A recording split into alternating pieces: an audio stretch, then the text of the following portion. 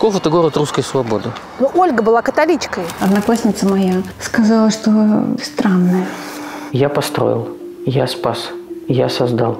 Около Пскова много лесов и болот. Никто никогда не знает, где вы будете лежать. Я русский царь, я не ем мясо в пост. Даже если мы останемся со львом вдвоем друг от друга, нам этого хватит. А кто еще нужен России, как не я? Ну, а вы бы сами хотели? И я вдруг понял, что я сделаю то, что она говорит. Ну, большинство-то совсем по-другому думает. Большинство молчит.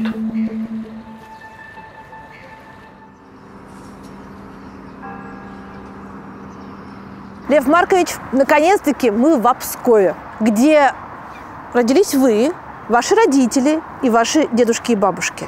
3 поколения. Да, я заинтересовался историей Пскова в 7-8 классе. Мне было 14-15 лет.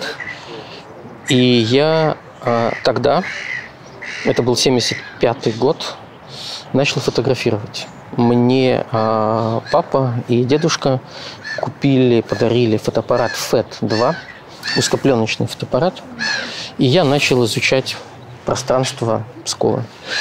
Всю Псковскую крепость я обошел десятки раз. Я знал каждый камень, каждую башню. К моменту окончания школы у меня было несколько фотоальбомов по Пскову. То есть я город изучил ногами и глазами через фотоаппарат.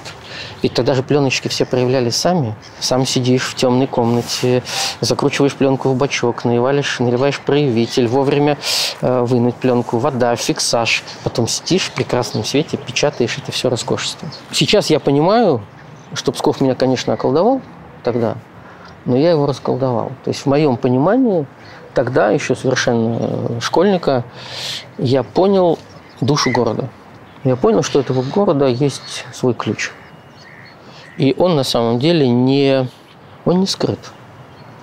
В Пскову было очень родственное отношение у нашей семьи. Мой дед Евсей Львович Беркал, он художник. В школе он вел черчение и рисование и до войны, и после. И на многих его картинах маслом были псковские памятники. То есть он любил писать Псков. Есть его роскошная картина. Вот на этом месте «Мальчики на Пскове» называется. Здесь были плоты, роскошные плоты, и мальчишки удили здесь рыбу. У нас эта картина дома до сих пор. И дед помнил, кто были эти мальчишки. И я дома постоянно видел эту атмосферу. Я понимал, что Псков живет у нас дома. Я пошел его исследовать.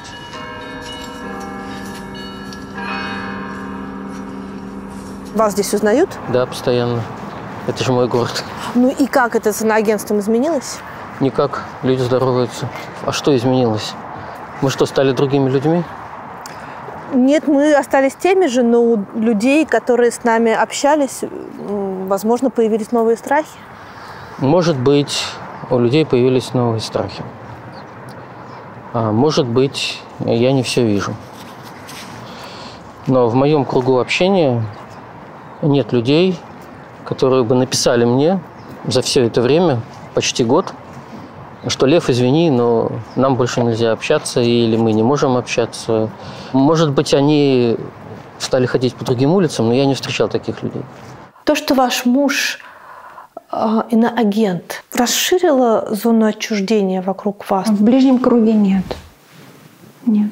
Все понимают, что это очень искусственная история, что никакой он не иноагент, никем он не ангажирован, никаких средств он не получает, ничьи интересы иностранных государств он здесь не осуществляет. Что это просто наклейка, которую на него наклеили люди с определенной целью. И большинство людей все понимают. Они просто молчат. Наверное, в этом смысле профессия меня просто спасает, потому что она дает мне такое очень удобное объяснение того, что происходит с людьми. Они просто себя плохо чувствуют. А моя задача им просто помогать. Если они плохо себя чувствуют, если они жалуются, если я могу чем-то помочь. Я должна быть немножко выше, да, каких-то своих маленьких эмоций, обид там, или какого-то дискомфорта. Люди искрят, им некомфортно, и они занимают такую позицию вынужденно. Людей, которые думают иначе, не так, как в телевизоре, гораздо больше, чем иногда кажется. Эти люди молчат, но это... Я знаю, что эти люди существуют, они вокруг нас есть. Но помогут ли они вам в трудную минуту? Встанут ли они на вашу сторону? Я на это не рассчитываю. Я рассчитываю только на себя. Вот. Я думаю, что даже если мы останемся со Львом вдвоем друг у друга, нам этого хватит. Ну, а больше всего на себя, потому что я должна помогать мужу. Несмотря на то, что я замужем, я вижу, что он прилагает очень большие усилия, чтобы меня поддерживать. Кому из вас тяжелее? Льву, конечно. Лев Маркович, а вы сейчас вообще кто? Какую должность вы занимаете? Вы больше не депутат, вы больше не главред и не директор газеты. Я заместитель председателя партии «Яблоко». А это общественная работа или оплачиваемая? Это общественная работа, но я продолжаю работать в Псковском «Яблоке». Я один из его руководителей. За эту работу внутри Псковского «Яблока» я получаю деньги. У нас работает несколько десятков человек. Некоторые части этой работы, связанные с общественными отношениями, с поддержкой людей, они меня касаются непосредственно. Кроме того, я веду свои стримы, и это значительная часть нашего фандрайзинга. То есть многие жертвователи Псковского «Яблока» жертвуют команде, поддерживая таким образом нашу позицию. Изменилась очень сильно суть политической работы в последнее время. Мы представители без институтов представительства. Мы можем работать только напрямую с обществом. Но разговор с обществом стал иметь ценность как непосредственное, прямое общение. Это новый опыт, потому что никакого инструмента, никакого рычага, кроме вот этого прямого разговора, у нас нет. Я учусь разговаривать с людьми в такой ситуации. Как вы считаете, зачем, если партия не участвует даже в президентских выборах и даже не подает заявку на это, и все остальные выборные процессы парализованы в стране, зачем эта партия вообще сейчас нужна? Эта партия показывает людям, что существует легальная политика в сегодняшней России. А она существует? Публичная политика существует всегда. Формы участия в легальной политике стали немногочисленными. По-прежнему можно принимать участие в правозащитной работе. Вот партия «Яблоко» все эти годы, когда число политических заключенных стало расти на глазах, становиться трехзначным и по некоторым подсчетам уже четырехзначным, пишет письма политическим заключенным. Да, эту работу можно назвать политической с точки зрения адресатов. Партия может продолжать заниматься и занимается просветительской работой. Это лекции, это встречи, это разговоры.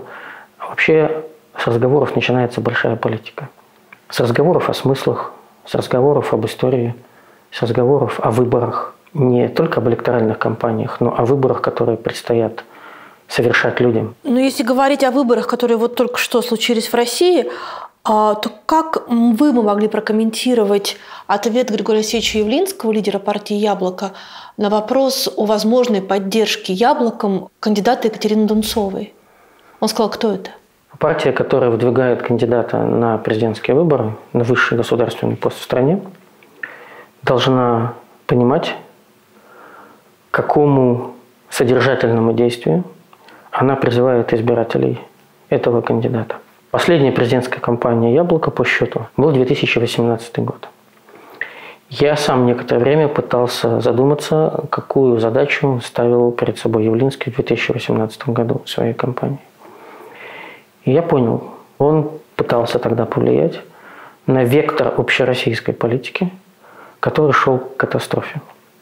Он пытался собрать те голоса, которые отражали бы другой взгляд на общество, другой взгляд на страну, и, создав этот противовес, скорректировать направление движения страны. Мы не знаем честного результата президентских выборов 2018 года и еще примерно 7-8 федеральных избирательных кампаний. Но понимание происходящего в стране в 2018 году было, как мне сейчас представляется, у нас недостаточно драматичным. Мы видели шанс большим, чем он был уже в тот момент. Но в тот момент огромная часть общества выключилась и из политического процесса. люди отстранились.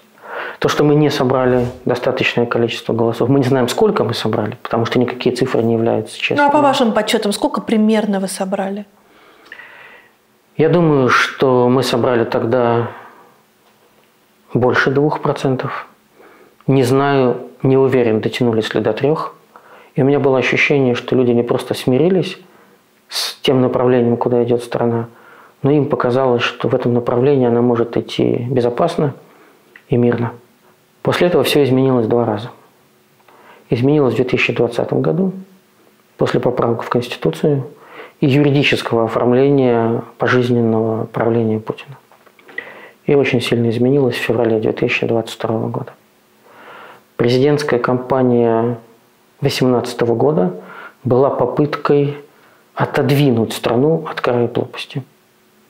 Показать людям, что туда идти опасно. Есть другой путь. Сделано было очень много. Правда?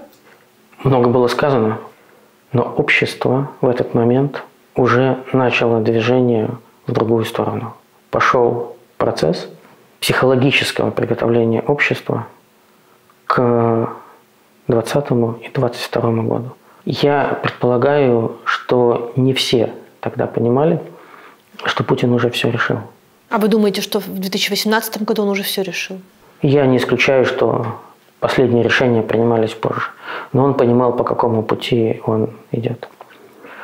В 2021 году, между 2020 и 2022 годом, была парламентская кампания. Я ее прожил изнутри всеми своими рецепторами. Это та кампания, когда мне запретили баллотироваться. И это та кампания, смысл которой определился в первые дни. Сначала Путин на съезде «Единой России» выдвигает список во главе с Шойгу и Лавровым.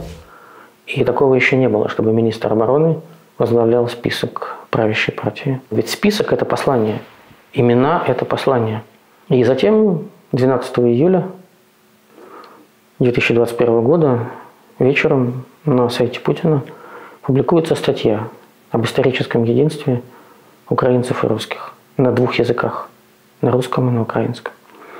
Это был первый масштабный исторический опус Путина, обосновывающий его новую политику. То есть было понятно, что это предвыборный манифест, притом манифест не лично Путина, это новый манифест российского государства. И во второй половине этого текста, ближе к концу, есть фрагмент, когда Путин апеллирует к Анатолию Собчаку, своему учителю, и говорит, что вот такой государственный деятель, юрист, давал оценку событиям 1922 года, это, собственно говоря, подписание союзного договора и образование Союза СССР в декабре 1922 года, и событиям 1991 года, когда Россия, уже Российская Федерация, Беларусь и Украина денонсировали союзный договор. Я читаю черным по белому, что если вы признали этот договор недействующим, то тогда вы должны признать, что вы обладаете той территорией, которой вы располагали до момента заключения союзного договора. И дальше фразы. Проще говоря, с чем пришли, с тем и уходите. Я думаю, это дословная цитата. Я ее запомнил. И у меня все совпало. Я вижу Шойгу во главе списка «Единой России». В статье Путина ничего не было сказано про выборы. Но было совершенно понятно, к чему идет страна. Особенность исторических текстов Путина заключается в том, что он пишет об общеизвестных исторических событиях, которые были как события, как факты. Но он политически читает историю. Он с помощью отсылок к истории обосновывает свою политику сегодня. То есть он действует не просто как император. Он позиционирует себя как исторический деятель, задача которого – исправить историческую несправедливость. Он счел сделку, состоявшуюся между государствами бывшего Союза СССР, несправедливой сделкой, и дал понять, что бороться за эти интересы Он готов всеми силами и средствами, которыми он располагает. У меня был большой август. Он был очень тревожный, потому что пошли судебные процессы, меня снимали с выборов, мы обжаловали, мы очень много времени тратили. И одновременно с этим приходили журналисты и задавали вопросы о выборах, о судьбе. И нескольким людям, которые не первый день в журналистике, я сказал одну и ту же мысль, что предстоящая избирательная кампания – это уже не выборы. Это референдум о войне и мире. Один хороший, такой добрый, эмоциональный московский журналист уже после интервью сказал: ну, Лев Маркович, вы про референдум-то о войне и мире сказали для красного словца. Я говорю: Алексей, посмотрите, что происходит. Надвигающееся будущее будет таким, каким в нашей жизни не было.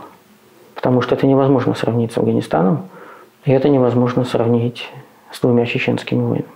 И я вдруг увидел по лицу человека, что он впервые об этом подумал. Единственное, что могло повлиять на развитие событий, это число. Значимое число других голосов. А их не было ни у кого. Власти решили одну принципиальную для себя задачу. Они создали стерильный парламент, в котором не будет ни одного голоса несогласия. То есть они уже тогда готовили страну к решениям, которые в их понимании должны приниматься только единогласно. Но это не отвечает на вопрос о том, Отвечаю. почему... Теперь мы подходим к 22 году. Это сейчас я про 24-й год. Почему Явлинский в ответ на вопрос о Екатерине Дунцовой спросил, кто это? Он сказал не так. Он сказал: мы ее не знаем. Его ответ был таким: на президентские выборы политическая партия может выдвигать только человека, представляющего позицию этой политической партии. Но в состоянии безысходности поддержать человека, который не представляет власть, можно? У нас было принято принципиальное партийное решение, которое, может быть, недостаточно прозвучало на фоне декабря и всех событий. Не принимать участие в этой избирательной кампании, потому что оказать влияние на власть в стране эта избирательная кампания уже не могла. Вы согласны с этим? Как человек? У нас была долгая полугодовая дискуссия об этом решении. Я несколько месяцев занимал позицию, что нужно все равно попытаться. В ходе этого долгого и достаточно драматичного внутрипартийного обсуждения я стал заставлять себя моделировать ситуацию после выборов. Единственная политическая задача, которую сейчас должна достигать ответственная политическая партия в нашей стране, это бороться за соглашение о прекращении огня. Чтобы люди прекратили убивать людей. Чтобы русские перестали убивать украинцев. Чтобы украинцы перестали убивать русских. До тех пор, пока это не закончится. Никакие выборы не имеют смысла, потому что эти выборы не могли привести к остановке боевых действий. Эти выборы вообще мало к чему могли привести, но тем не менее Дунцова была человеком... Она была и остается человеком, который не готов ни к какой публичной политике, потому что она не понимает даже сейчас, после всего, что произошло с ней в том числе, что на самом деле происходит со страной. Она, наверное, эмоционально и психологически человек, взявший на себя серьезный нож. В силу обстоятельств российского законодательства дойти даже до сбора подписей она не смогла. Для меня большая загадка, но это вопрос не к нам с вами, почему выбор пал именно на нее. Потому что, как мне представляется, это могли быть другие разные люди. И я желаю Екатерине Дунцовой искренне остаться на свободе в нашей стране. Оставаясь в стране со своей семьей, со своими детьми, остаться на свободе. Все, что я читал из ее комментариев, из ее высказываний, приводило меня к печальному выводу, что Екатерина Дунцова не понимает, что происходит в России на самом деле и чем должен заниматься политик в России сейчас. Других-то нет. Значит, решение о неучастии в выборах является правильным, потому что является ответственным. Это не были выборы вообще. Это была присяга государя. Государственная система которая полностью настроена на пожизненное правление одного человека, не допускает уже такого волеизъявления, которое ставило бы под сомнение величие этого человека. Присяга – это не выборы. Участие в присяге как кандидата делает кандидата участником присяги. Все 3 допущенные до выбора кандидата, кроме Путина, агитировали за Путина. Ни одному не дали приблизиться к 5%. Но при этом, учитывая ту роль, которую им поручено было сыграть, они получили результат от 3 до 5%, позволяющий им, их партиям, получить федеральное бюджетное вознаграждение по 152 рубля за каждый голос кандидата. Я не вижу в состоявшейся избирательной кампании, в той ситуации, в которой находится наша страна, возможности для любого кандидата, кто бы он ни был, повлиять с помощью этих цифр на исторический процесс в нашей стране.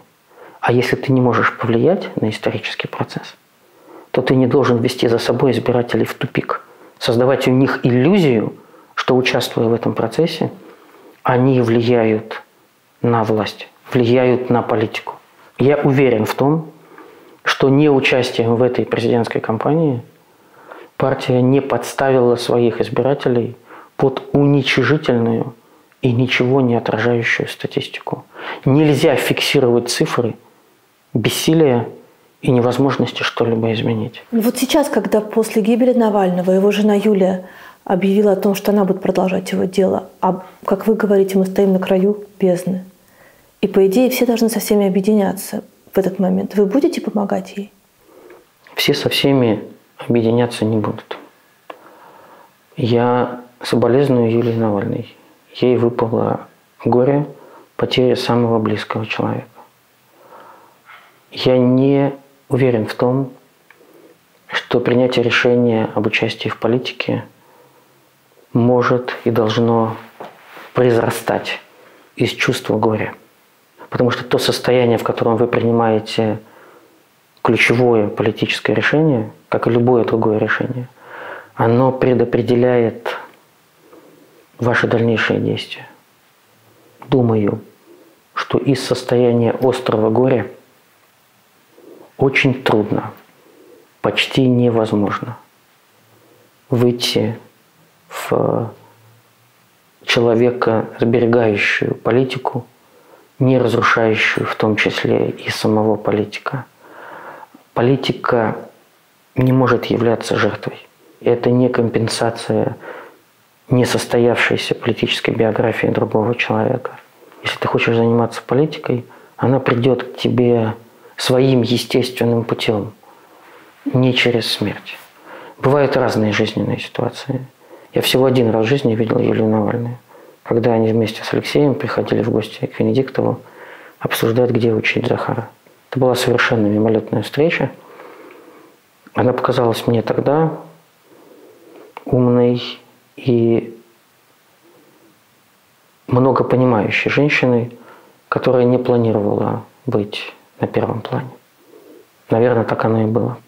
У всех людей, кто сейчас вынужден заниматься политикой, будучи вне России, есть очень серьезные психологические и политические риски утратить чувство народа, который здесь и переживает то, что он переживает здесь. Социальные сети, медиа не спасают. Чувство общества возникает внутри общества. Иммиграция, в моем понимании, это тяжелейшее для многих страшное испытание. Не все его проходят успешно, потому что это психологический груз, который может изменить мировосприятие человека. Как сойдутся в итоге оставшиеся и уехавшие, когда появится возможность что-то делать вместе здесь? Это вопрос, на который сегодня нет ответа. Может получиться так, что между нами будет очень много разного. Я не смогу сейчас, никто не сможет предсказать, когда будет окно возможностей и как оно возникнет. Но 99% России находится в России. Живет, печалится, заботится о близких, идет воевать, погибает, возвращается с фронта, переживает авианалеты, переживает стихийные бедствия, проживает вот такие выборы в форме присяги. Российское общество здесь получает свой ничем не заменимый опыт. Его невозможно получить ни одному политику, находящемуся в эмиграции. Мы несем здесь, с людьми, живущими здесь, общую ношу.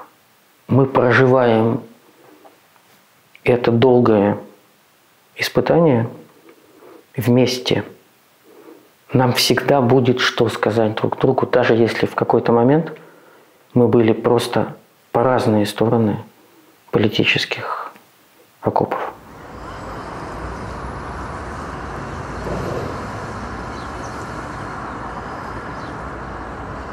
Это река Великая. Это река Великая. А что не ловят? Корешку? Нет, ловят здесь плотву, ловят здесь окуня, ловят здесь щуку и ловят здесь красноперку. Великая – это источник жизни в городе. Кстати, удивительно, но вот единственная река в России с названием Великая. Она вся на территории Псковской области. Другим регионам Великая не досталась. Это очень давняя история. Была инсталляция «Россия начинается здесь». Это буквы подсвеченные. После того, когда инсталляция закончилась, вести ее было некуда. Она большая, тяжелая. Решили, что если Россия начинается здесь, то пусть эти буквы здесь и стоят. Вообще, по закону об объектах культурного наследия, такие заметные вещи, которые, несомненно, отпечатываются во взгляде, не должны вмешиваться в панораму Кремля. Потому что это панорама 13, 14, 15 веков. И был огромный спор, и даже судебный процесс. В итоге строение признано некапитальным, и в силу своей некапитальности является временным. Россия, конечно, начинается здесь, но мне всегда казалось, что главное – это то, что сохранено от истории. Историю не нужно дорисовывать. Если кто-то сомневался, что она начинается здесь, теперь ему написали это в 3 словах. И, как диктует современное восприятие, чем меньше слов для донесения мысли, тем лучше. Поэтому пока эти буквы здесь стоят. Но вы меня, пока мы сюда шли, уверяли, что Россия действительно начинается здесь. Почему? Это чистая правда. Почему? Псков – это город русской свободы. У меня есть любимый историк, русский историк Василий Осипович Ключевский. И он посвятил целую главу очерков сравнению Пскова и Новгорода. Новгород был богаче, Псков был беднее. А в Новгороде знать и духовенство, господа, вот, высший совет, обладали властью над вечем. А в Пскове вече и было властью. Слово «голосовать», о котором мы все знаем, оно родилось здесь, на вече. Потому что собравшиеся на вече граждане выражали свое мнение голосом, то есть криком. Они могли голосовать, кричать «за», одобрять или кричать «против». И Вечевая площадь, которая находится вот за этими стенами, это сердце средневекового Пскова. Вече было только на той части Руси, которую можно даже спустя более 1000 лет назвать европейской. А Псков – абсолютно европейский город по своему происхождению. Вече – это власть общества над управлением. Вече нанимала князя по договору. Князь Давмон Тимофей, тот самый легендарный псковский князь, он литовец, он бежал от внутриусобных расприй в Литве. Здесь, в Кремле, был в Троицком соборе крещен и наречен Тимофеем. И княжил в Пскове мистическое количество лет, с 1266 по 1299. 33 года. Вдумайтесь, литовец бежит из-за границы, оттуда, откуда постоянно исходит угроза. Вече принимает его как князя и фактически переназначает, продлевает его полномочия. Он иностранец. Нам с вами смешно, может быть, или не смешно об этом говорить, но вообще сегодня бы у Давмонта были высокие риски быть иностранным агентом. Но это военачальник высокого уровня, пришедший с чужой стороны, и при этом Давмонт говорил на том русском языке, который в XIII веке был, собственно, русским языком. Он говорил и писал на русском языке. Это была Европейская Русь. Она просуществовала несколько веков. И Псков оказался самым западным и одновременно самым русским городом из всех городов, которые возникли на северо-западе Руси. Вот этот замечательный мыс, около которого мы идем, это место первых поселений. Первые населенные пятнышки на этом холме появились, скорее всего, в VI-VII веках. Это городу 1500 лет. Это возраст больших европейских столиц. Мы сейчас проходим с вами ту часть Кремля, которая называется, собственно, Кремлем. Вот там, сзади, за нами, Перси или Перши, стена-грудь. Здесь был сухой ров, он шел от Великой. Его не могли заполнить водой, потому что Псков стоит на известняке. И невозможно настолько сильно углубить ров. А с этой стороны река подступала к холму, и Кремль возвышался на этом холме. Место изумительное, слияние двух рек. Это Великая, а там какая? А там Пскова. Нет единства среди ученых в понимании этимологии слова Псков. Есть предположение, что это может быть Плесков, плеск воды. Внутри Кремля, вот буквально за этим местом, находится Вече, место городского собрания. Это политический центр, и это общественный центр. И в период расцвета псковской государственности, уже после отложения от Новгорода, после знаменитого Болотовского мирного договора, когда Новгород признал политическую самостоятельность Пскова, и Псков на почти 2 века стал псковским господарством, это официальное древнее название Псковской земли. Псковское господарство. То есть это как федеральный субъект? Нет, русское государство, возникшее с центром в Киеве, и псковские князья получали власть от киевских князей. И та же самая Ольга и Игорь – это были киевские князья с корнями в Пскове. Ольга псковичка, а князь Игорь, по преданию, она перевозила через пороги реки Великой.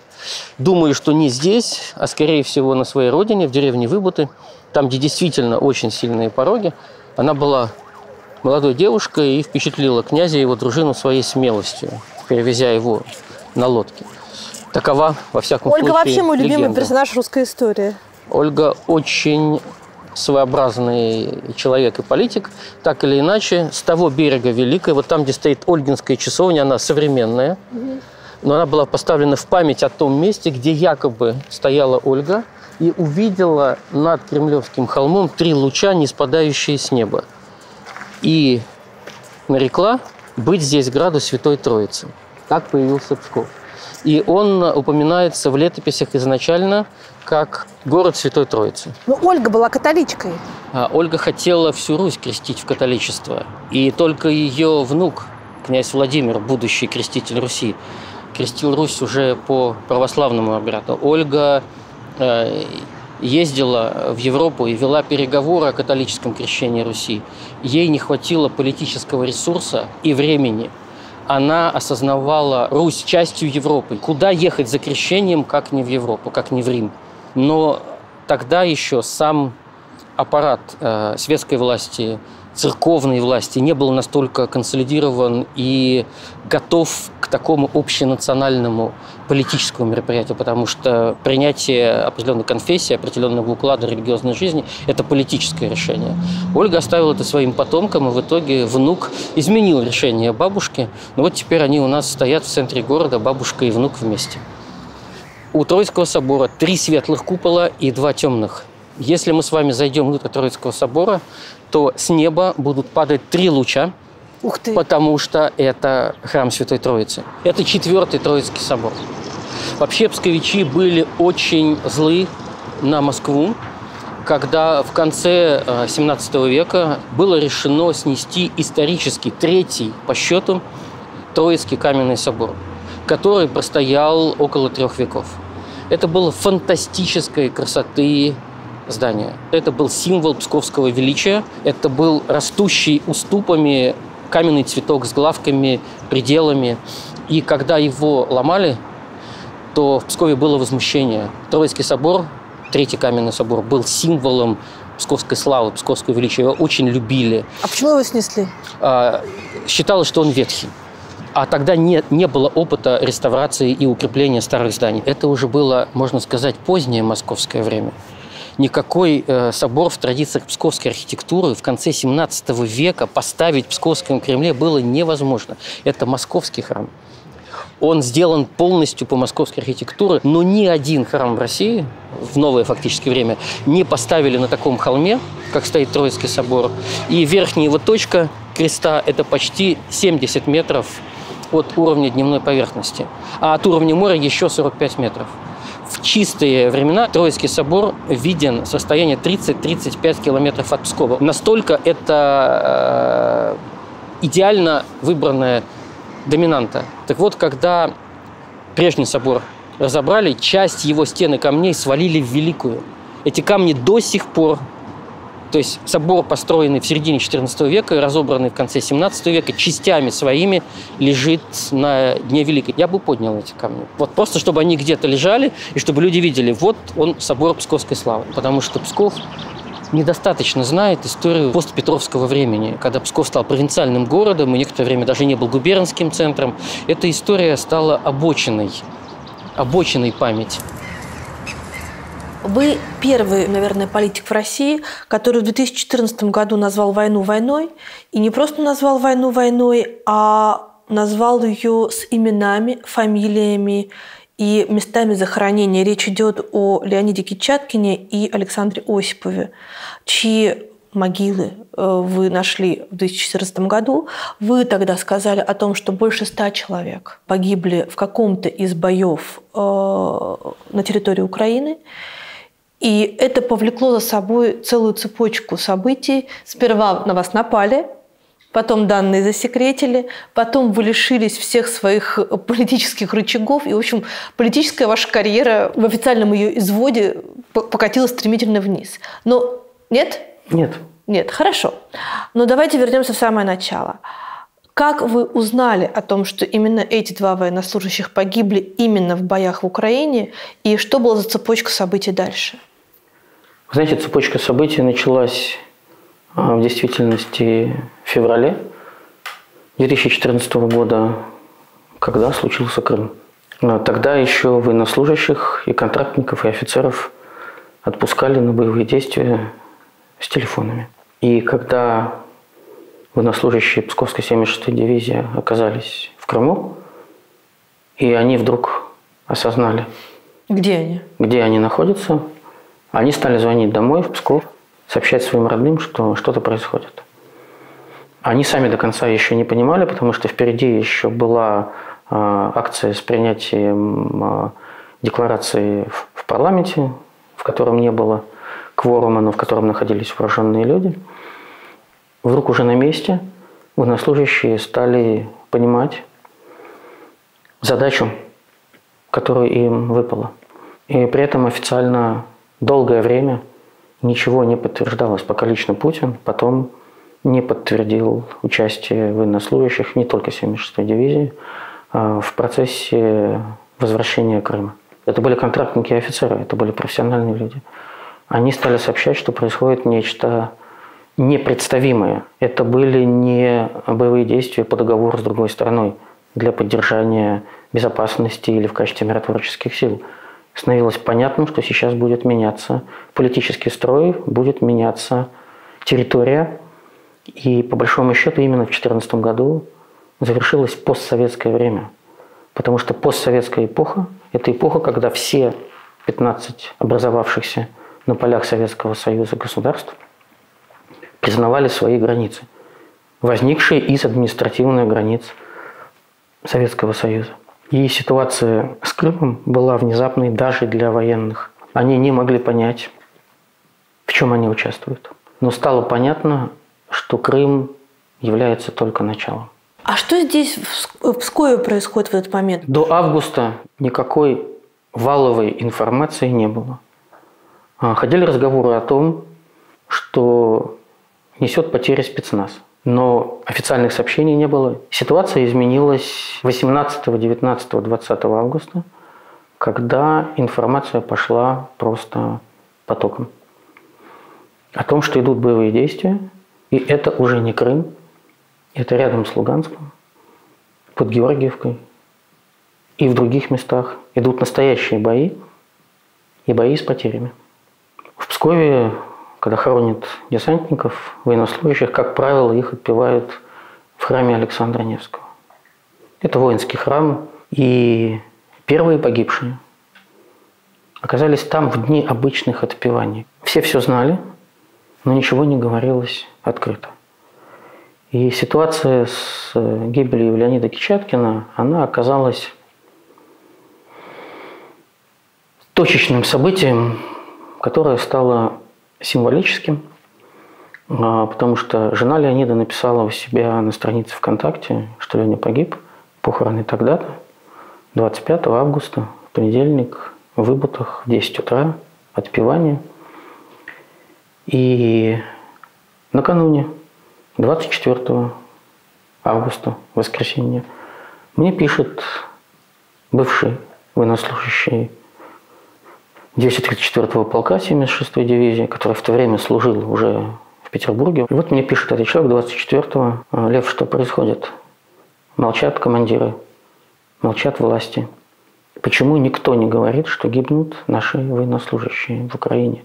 Почему все молчат?» Я помню это письмо капслоком. «Завтра будут хоронить Леню Кичаткина. Съездите, пожалуйста, посмотрите в Выбутах, что это будет». Я позвонил Алексею Семенову, еще одному журналисту Псковской губернии. Я был тогда уже только директором, я не был редактором. Редактором была Светлана Прокопьева. И я сказал: «Светлана, у нас происходят события, которые мимо нас уже не пройдут». Мы взяли Семенову машину и поехали в Выбуты. Я же знаю, Выбуты – это историческое место родины княгини Ольги, храм Ильи Пророка, рядом кладбище, бор. Мы могли встать так, что нас, скорее всего, никто бы не заметил. То есть провести фотосъемку из-за деревьев, не будучи узнанными, было возможно. Но я не мог себе представить, что депутат областного собрания едет на прощание с российскими военнослужащими и стоит в кустах и что-то снимает из-за деревьев. Мы приехали, было много людей, были автобусы дивизии, храм был заполнен весь. У меня был с собой на плече фотоаппарат, я его не расчехлял. И я встал вместе с людьми, предполагая, что я смогу зайти внутрь храма в дальнейшем. А мы с Семеновым разошлись. Мы договорились изначально, что мы стараемся видеть друг друга, но не ходим вместе. И через какую-то минуту буквально ко мне подходит военнослужащий, стучит по плечу и говорит: «Старший, хочет с вами поговорить». Ну, я подхожу, стоит офицер, полковник, спрашивает: «Что вы здесь делаете?» Я говорю: «Я приехал на похороны». «Кто вас звал?» Меня позвал сослуживец Леонида Кичаткина, который служил с ним, но который сейчас не может быть здесь. «Что вы сняли?» Я говорю: «Я ничего не снял». «Покажите ваш фотоаппарат». Я говорю: «Вы не можете меня обыскивать. Я депутат областного собрания. Чтобы меня обыскать, вам нужно постановление прокурора Псковской области в письменном виде». Там стоят другие военнослужащие. Видно, что люди не понимают, что делать. Они не предполагали, что приедет кто-то кого они сами не пригласили. И в это время я вижу краем глаза, что сбоку разбегается военнослужащий, прапорщик, и он фактически прыгнул на меня, ударив в грудь, но я его заметил краем глаза. И я устоял, но в момент удара я услышал запах, почувствовал запах. Он был очень нетрезв. Его схватили другие десантники, пытались отодвинуть, он все равно пытался вернуться, и я пытался продолжить разговор с этим офицером. Полицейские были на месте. Офицер полиции попросил меня представиться. Я показал удостоверение депутата. Тот же вопрос: что вы здесь делаете? Меня позвал сослуживец Леонида Кичаткина прийти на эти похороны. Он берет мое удостоверение, звонит кому-то по мобильному телефону и говорит: да, офицерам, военнослужащим, вы не можете его обыскать, у вас нет на это права. И говорит мне: вы не можете здесь присутствовать. Я спрашиваю: почему?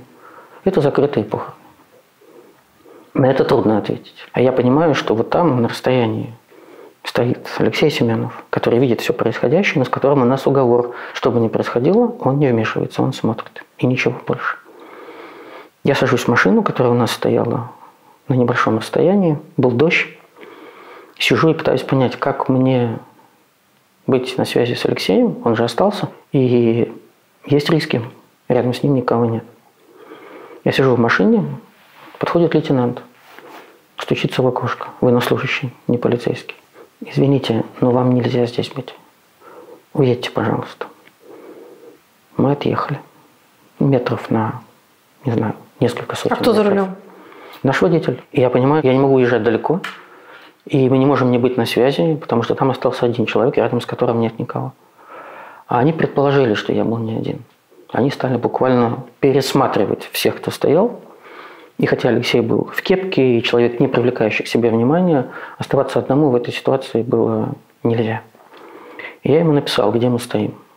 Я ему сказал: Алексей, возвращайтесь. Он понял, где мы стоим, вернулся. Мы вернулись в Псков. И другие журналисты Псковской губернии через очень короткое время вернулись на кладбище в Выботах и обнаружили две могилы. Леонида Кичаткина и Александра Осипова, о котором мы до этого дня ничего не знали. Они их сфотографировали. На этих венках были ленты с наименованиями воинских подразделений, где ребята служили. Эти фотографии были опубликованы. Мы приняли решение, что две главные статьи, статья Алексея и моя статья, выходят в тот же день. Алексей написал статью «Война все спишет», а я написал статью «Мертвые и живые».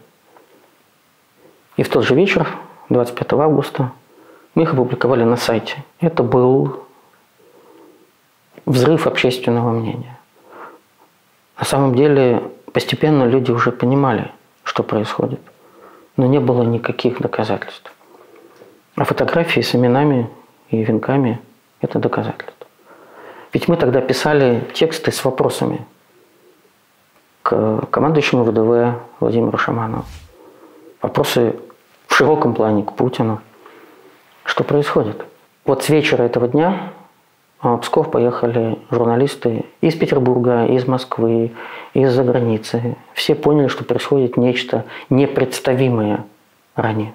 А я правильно понимаю, что до этого в воинских частях внутри, за закрытыми дверями, как это обычно принято в воинских частях, портреты погибших вывешивались и... Да, эта ситуация была. И чуть ли не возлагали им цветы. Не знаю насчет цветов, но портреты погибших 19-20 августа в красном уголке 234-го полка были. И один из военнослужащих сам написал нам. Люди были в шоке, потому что военные готовы умирать по приказу. Но они оказались не готовы умирать тайно, безымянными, без имени и не то что без почестей, но отсутствие тайком официальных похорон, тайные похороны – это неуважение к солдату и офицеру. И потом уже, спустя несколько месяцев, несколько офицеров, которые в полузакрытых, скажем так, чатах обсуждали произошедшее. Один написал другому: этот парень позволил нам не умирать безымянными. Про вас? Да. Но это было уже после. А тогда мы не понимали масштаба бедствия. Когда контрактник написал нам из 204-го полка, что у нас тут такой красный уголок, такой иконостас, которого мы не видели, он написал нам, что сделает фотографию и постарается передать. И на следующий день этого красного уголка не было. Он не смог его сфотографировать. Нам рассказывали офицеры, что командир дивизии, получив донесение о погибших, не мог ничего сказать. У него на какое-то время пропал дар речи, потому что этого никто не ожидал. Есть какая-то оценка количества погибших по Псковскому региону на 2014 год? Никаких точных оценок нет, потому что государство о них не заявляло. И известны погибшие только те, чьи родственники об этом сообщили, или чьи могилы нашли люди. Как вы себе объясняете политически, почему власть, которая сейчас уже точно ничего не стесняется, тогда решила сделать все это тайно? Вам же военная прокуратура сказала, что дело засекречено. Мне кажется, они тогда перестали думать о том, как это может быть воспринято в обществе. Они предполагали, что движение будет быстрым, эффективным, триумфальным и без потерь. Когда люди, одетые в зеленую форму, военную, без опознавательных знаков, вершат историю, не будучи официально признанными. Когда случилось 25 августа и поехали журналисты, то в Пскове и в Выботах, и в Белом Мхе, это новое кладбище на пути в Петербург, стали нападать на журналистов. Это было все просто веером. И мы вдруг поняли, что борьба за сокрытие очевидной, бесспорной информации является во многом стихийной, как и сами эти события. И потери не планировались, и похороны не планировались. И когда поехали журналисты рассказывать о происходящем, к этому никто не был готов. И я уверен в том, что эта реакция была реакцией военных. Политические власти, в том числе власти Псковской области, в этот процесс вообще не были включены. Мы договорились тогда и с Жанной, и с Семеновым, что мы вообще перестали ходить по одному. Мы видели наружное наблюдение просто безостановочное за офисом Псковской губернии. Я помню, когда приехали журналисты «Дождя», это был Володя Роменский, и он узнал об одной семье, где погиб контрактник. Он пришел домой к этим людям, они боялись открывать и разговаривать. Он спустился вниз, его ждали крепкие люди в штатском и сказали: «Владимир, около Пскова много лесов и болот. Никто никогда не знает, где вы будете лежать». И предложили ему купить ближайший билет на московский поезд. И в этот момент в Псковскую губернию приходит аудиозапись. Вообще это была видеозапись, на которой ничего фактически не было, там были только голоса, то есть людей не снимали. И два военнослужащих, один из них участник вот этого боя под Георгиевкой, где погибло около роты. Около роты? Это до 100 человек. Обсуждают этот бой в самых крайних выражениях, с абсолютным шоком. Он был ранен, он был на излечении в госпитале, и нам прислали эту запись. При этом тот, кто прислал, сказал: «Я буду лично вычитывать то, что будет в публикации. Там не должно быть имен, там не должно быть никаких указаний, позволяющих понять, кто этот человек». В этот момент мы в полной мере поняли масштаб происходящего. И я решил эту запись на флешке принести Алексею Семенову, отдать ему в руки. А это было вечером 29 августа. И как раз в этот вечер Жанна была на ночной смене в приемном покое городской больницы. По-моему, буквально без нескольких минут, 10 вечера, я вышел из офиса, пошел домой. Я хожу одним и тем же путем. Я даже помню, что я, подходя к территории около Сбербанка, позвонил Жанне и сказал, что вот я иду домой, скоро буду дома. И дальше я ничего не помню.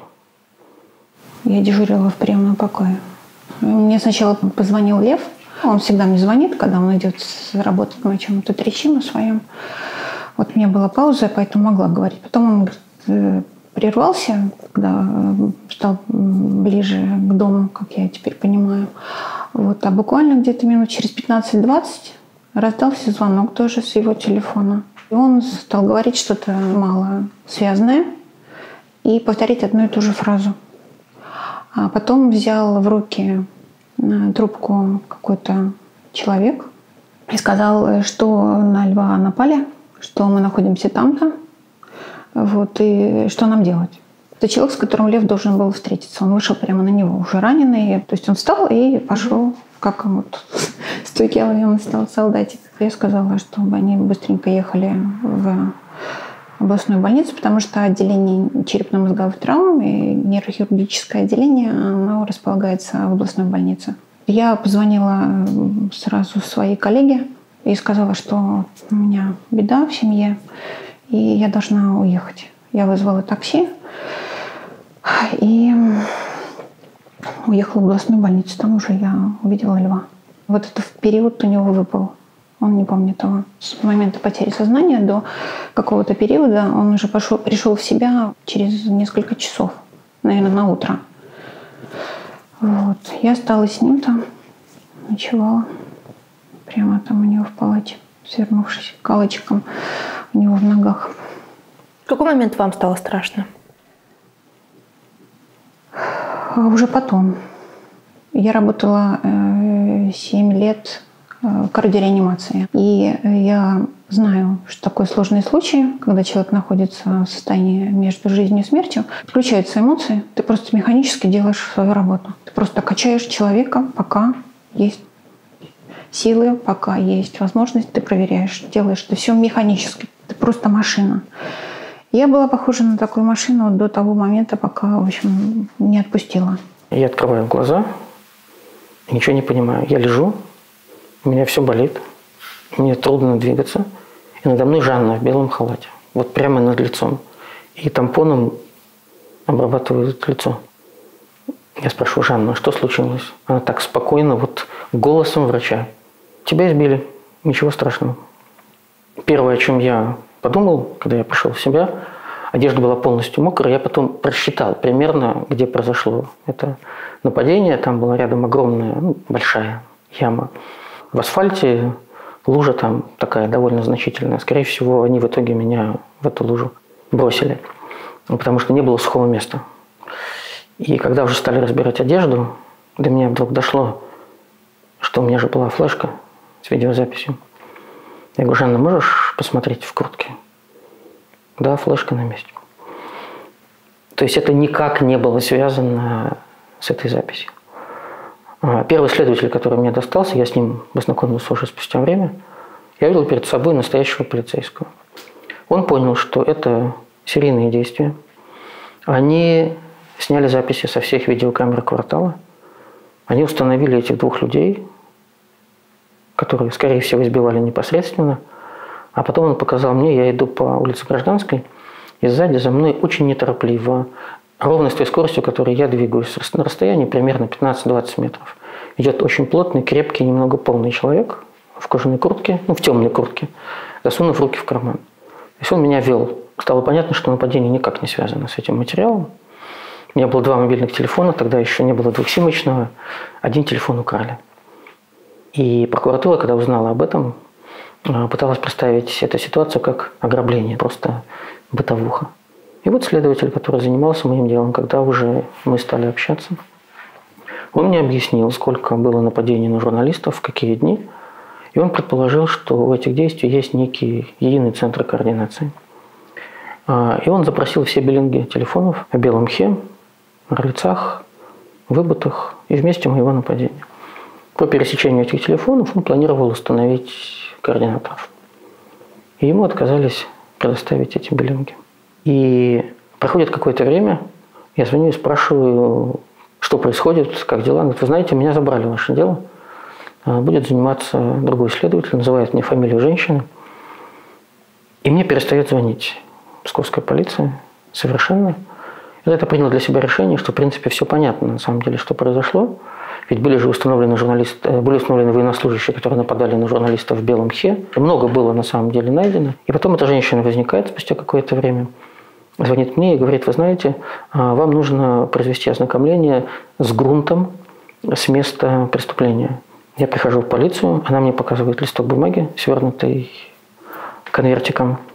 И там это даже не песок, это вот какая-то смесь земли, мелких кусочков кварца. Я говорю: скажите, а где вы это взяли? Ну вот во дворе этого дома. Я говорю: а где конкретно? И, по-моему, она не смогла ответить на мой вопрос. Пожалуйста, распишитесь, что вы ознакомлены. Я говорю: с чем? Вот с грунтом. Я говорю: я все понял. К вам у меня больше вопросов нет. Вы с ним сразу понимали, что это связано с его расследованием, касающимся людей, которые вторглись в Украину в 2014 году? Это сразу было понятно. Тогда это все витало в воздухе. Я каким-то шестым чувством анализировала ситуацию вокруг. Я понимала, что вокруг льва сгущаются тучи. И, в общем-то, удара я ждала. Но не ждала, что это будет вот так. И ведь, как я сейчас восстанавливаю ситуацию, эти люди шли за ним. А когда он разговаривал по телефону, они его не трогали, пока он шел и разговаривал со мной.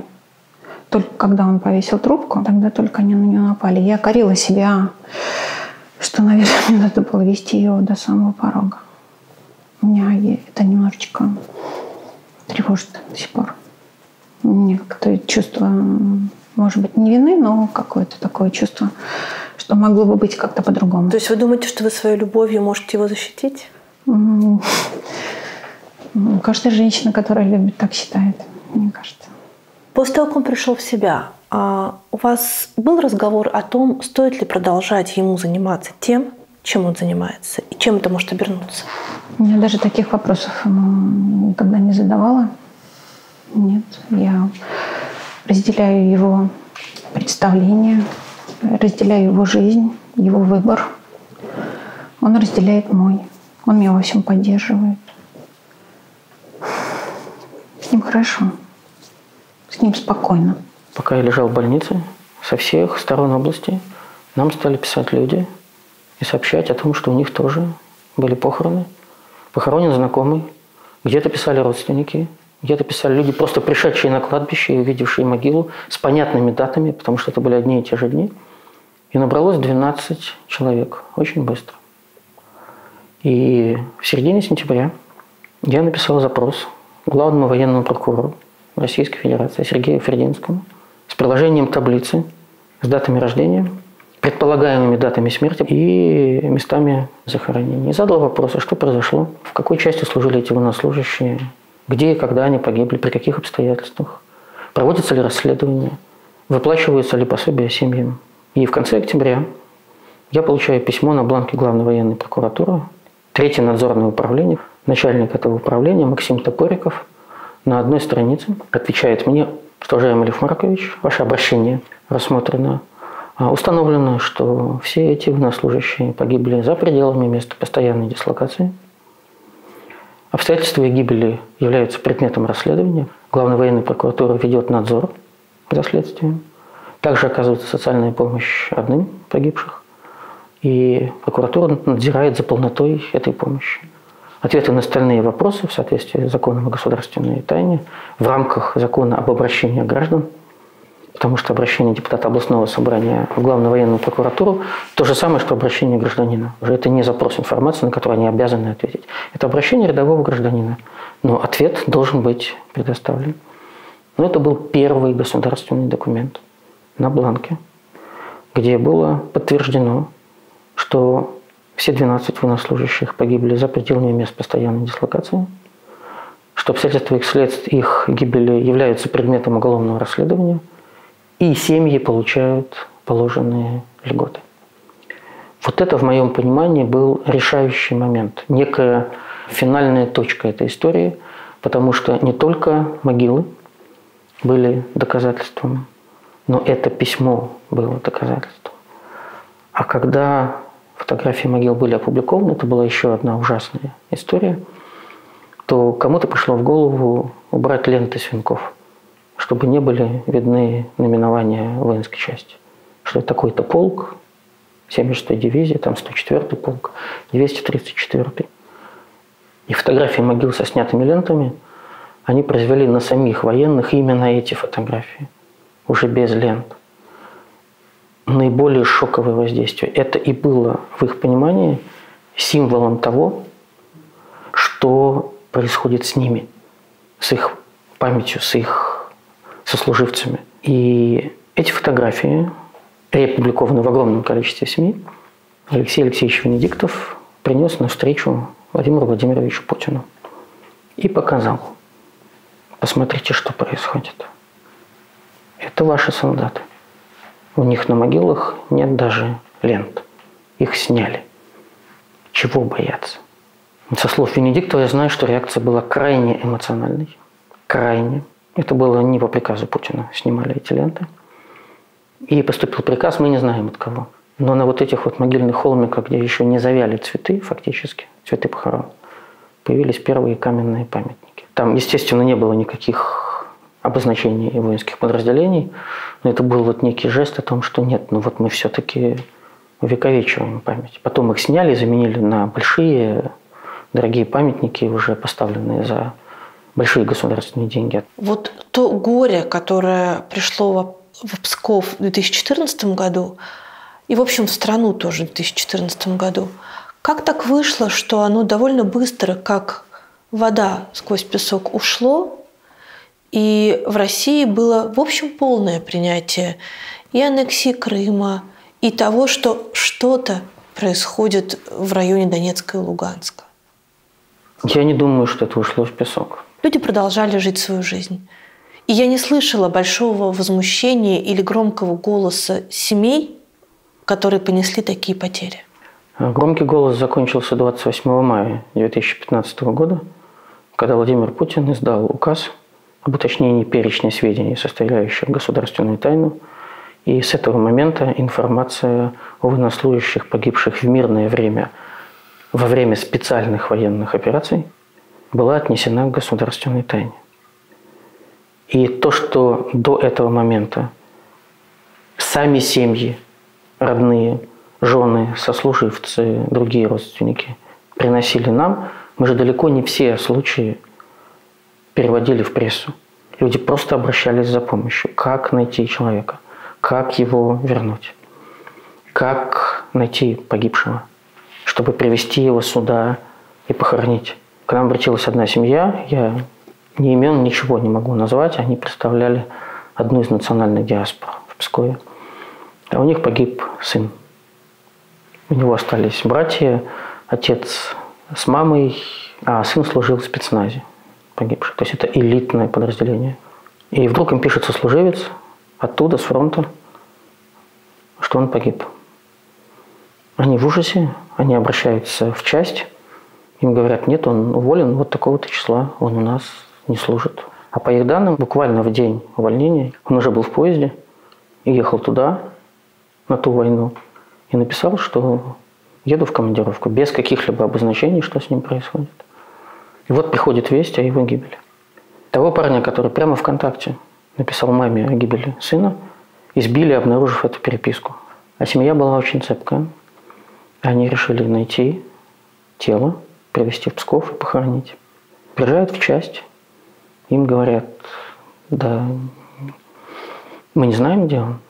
Да, он погиб, но вот там окопы, там стреляют, туда вам не нужно. Мы подтверждаем, выдана справка, подпись такой-то казачий атаман на бланке казачьего войска. Почему казачий атаман? А потому что тогда уже после августа и сентября 2014 года, когда все потери были в итоге признаны как потери вооруженных сил, и государство понесло в том числе финансовую ответственность, они выплачивали деньги родным погибших. Придумали схему, при которой люди увольняются из воинских частей и поступают на службу в некие добровольческие казачьи формирования. А эти формирования не несут перед людьми, перед семьями никакой ответственности. Никаких денег после гибели никому не полагается, потому что это добровольцы. Потом этот человек, как я узнал, тоже погиб, который подписывал эти справки. И вот они поехали по моргам Луганска искать своего сына. Они его нашли. Они мне рассказали, что такое количество мертвых, просто лежащих друг на друге тел, они не то что не видели никогда в жизни, они не могли себе такого представить. То есть они среди огромного количества мертвых тел искали и нашли своего погибшего. Они привезли его в Псков. Они его похоронили. А он был уже ветераном боевых действий за Чечню. И им, как ветерану, была положена компенсация похорон в определенной сумме, несколько тысяч рублей. И эту компенсацию они получили. И когда бывшие сослуживцы пришли на похороны, и родные спросили, это все? Они сказали, ну да, это все. Он же уволился перед тем, как поехать туда. Он поехал добровольно. И вот эти истории, они оказали очень тяжелое психологическое воздействие на саму армию. Офицеры, особенно офицеры, у которых вся жизнь – это служба, это карьера, это представление об определенных отношениях между ним и государством, были возмущены таким отношением, государственным отношением, потому что это не укладывалось в их представление о благородных и уважительных отношениях государства. Они про себя возмущались?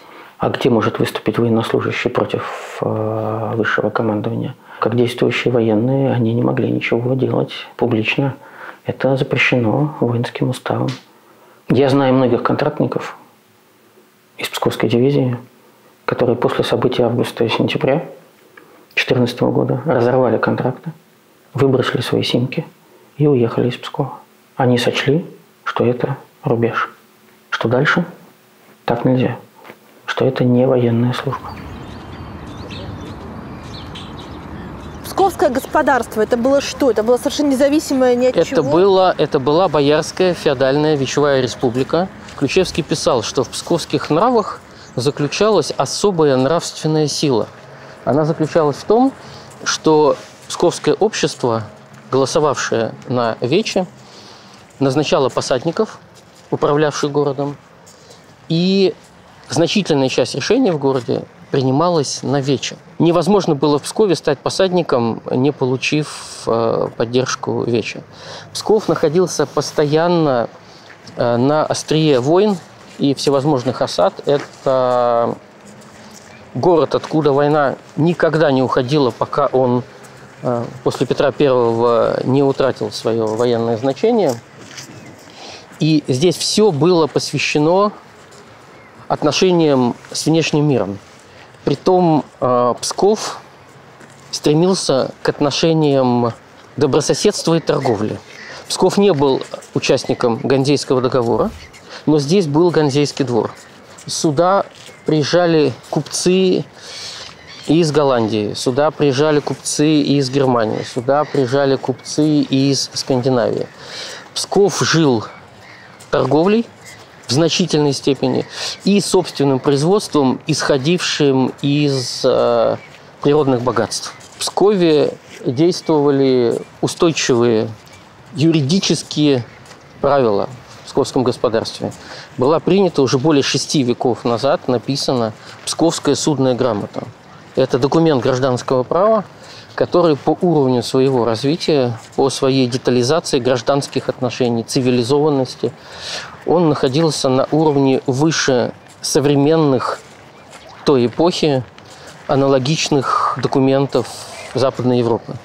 Вообще, когда в Пскове жило 40-50 тысяч человек, в некоторых европейских столицах, в Риме, Лондоне, Берлине, Париже, жило меньше. Местоположение было настолько стратегическим, что мимо Пскова не мог пройти ни один русский царь.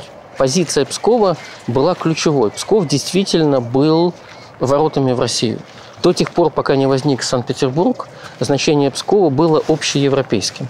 Самое важное, конечно, вопрос вот этот, как это счастье, благополучие и, в общем, ожидание счастливого будущего кончилось. Вся экономика государств средневековой Европы подчинялась способности военными силами отстоять свою территорию, потому что войны не прекращались.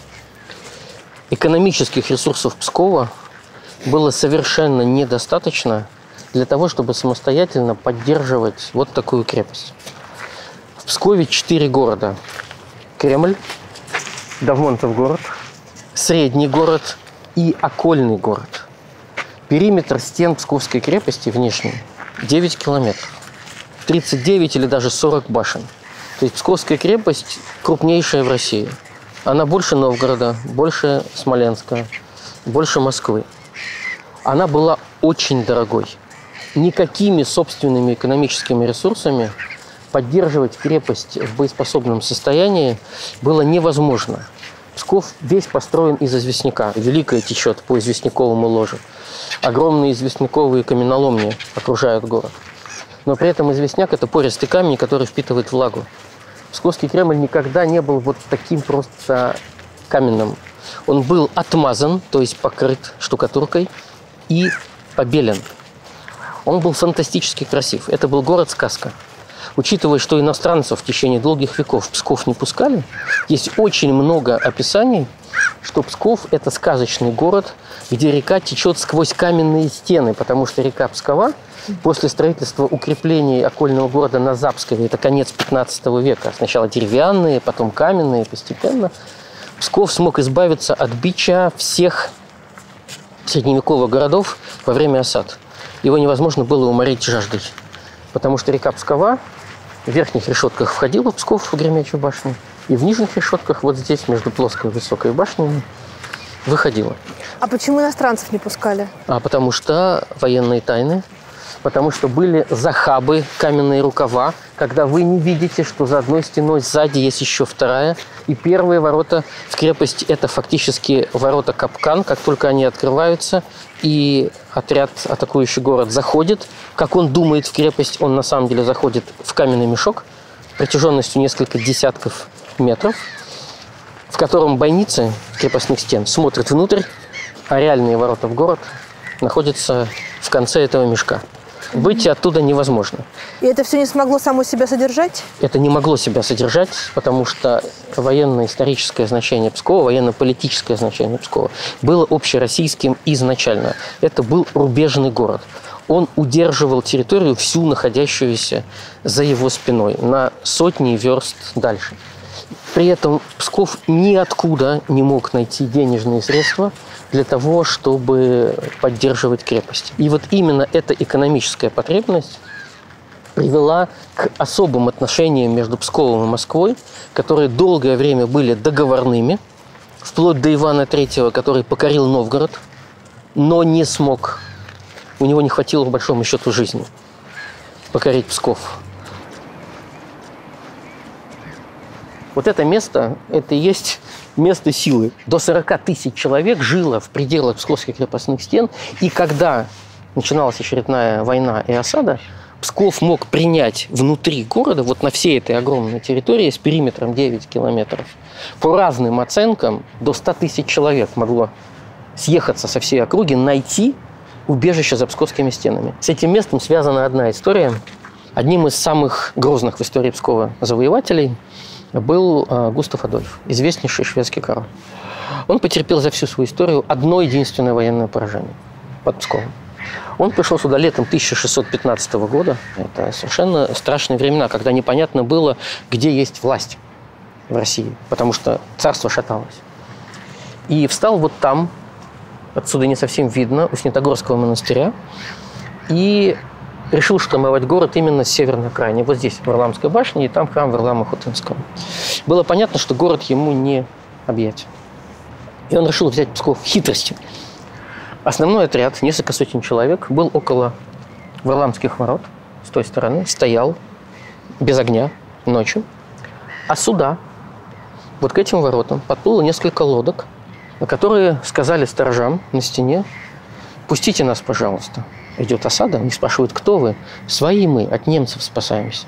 Всех врагов в Пскове звали немцами. И сторожа поверили.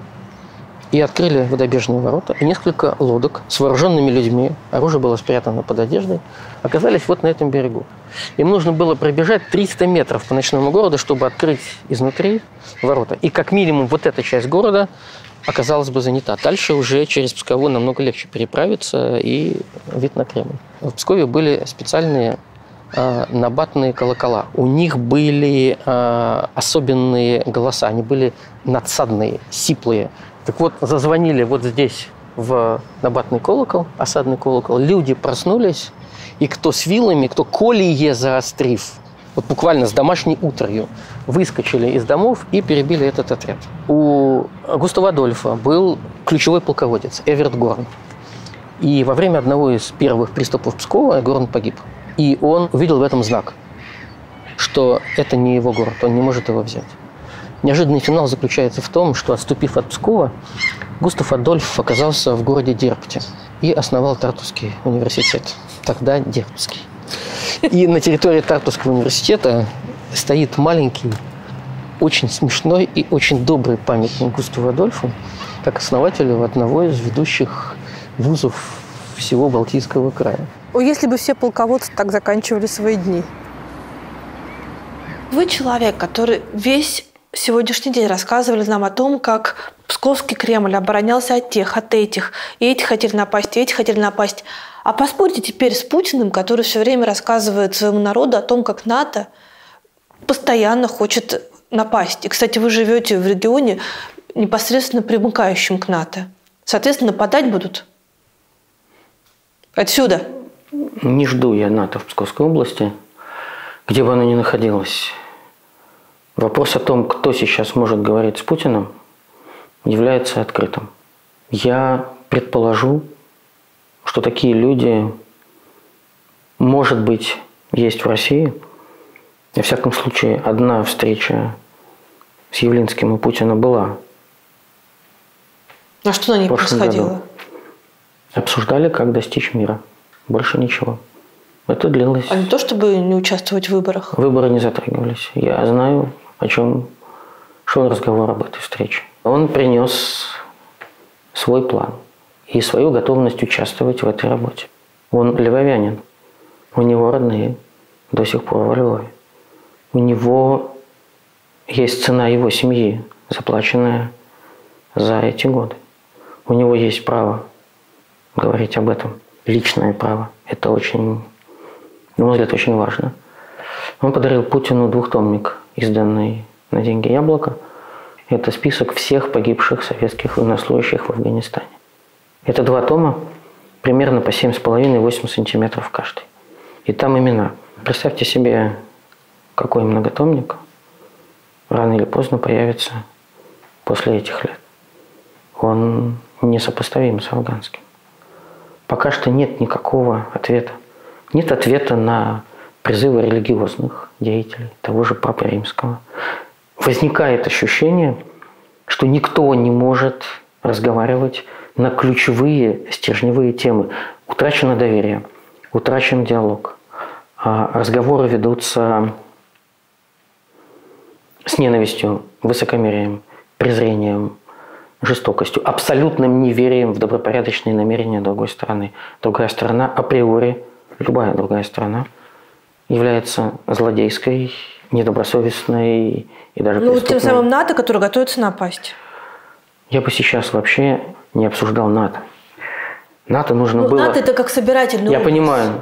НАТО нужно было обсуждать в начале 90-х годов, когда закончился Варшавский договор, и закончился СЭФ экономически, и закончилась Советская империя, и нужно было думать, как жить в ситуации, когда вроде бы одна сторона потерпела поражение, сделав при этом шаг к свободе. Вот тогда, как у Бориса Николаевича Ельцина было историческое окно возможностей, тогда объявить учредительное собрание и осознать, как переучреждать российское государство. У всего мира, в том числе у Запада, была возможность переосмыслить, кем является Россия в этой ситуации. Проигравшей или победившей? Ответов на вопрос, каким должно быть партнерство России и Запада, тогда, в 90-е годы, не было дано. Не были приняты те решения, которые исключали бы военные конфликты в будущем. Я приведу только один пример. Совместная система противоракетной обороны Европы. Совместная система от Сахалина до Франции, до Великобритании. Попробуйте в ситуации совместной ПРО организовать войну внутри этой системы. Вы не сможете, потому что у вас система принятия всех военных решений будет единой. Ни одного такого глобального решения не было принято в 90-е годы, когда было окно возможностей. Россию нельзя было представлять страной, потерпевшей историческое поражение. Поражение советской власти, поражение коммунистической системы не должно было уравниваться с неким историческим поражением страны, которая пережила тоталитаризм. Тогда не хватило дальновидности. Для того, чтобы спасти страну от сползания в новый тоталитаризм, ее нужно было максимально с рисками экономическими, политическими включать в общемировую систему государственного и надгосударственного управления, в мировую военную систему и, что ключевая задача, в мировую экономическую систему. Тогда решили, что все образуется само собой. Недооценили, очень серьезно недооценили. Все недооценили.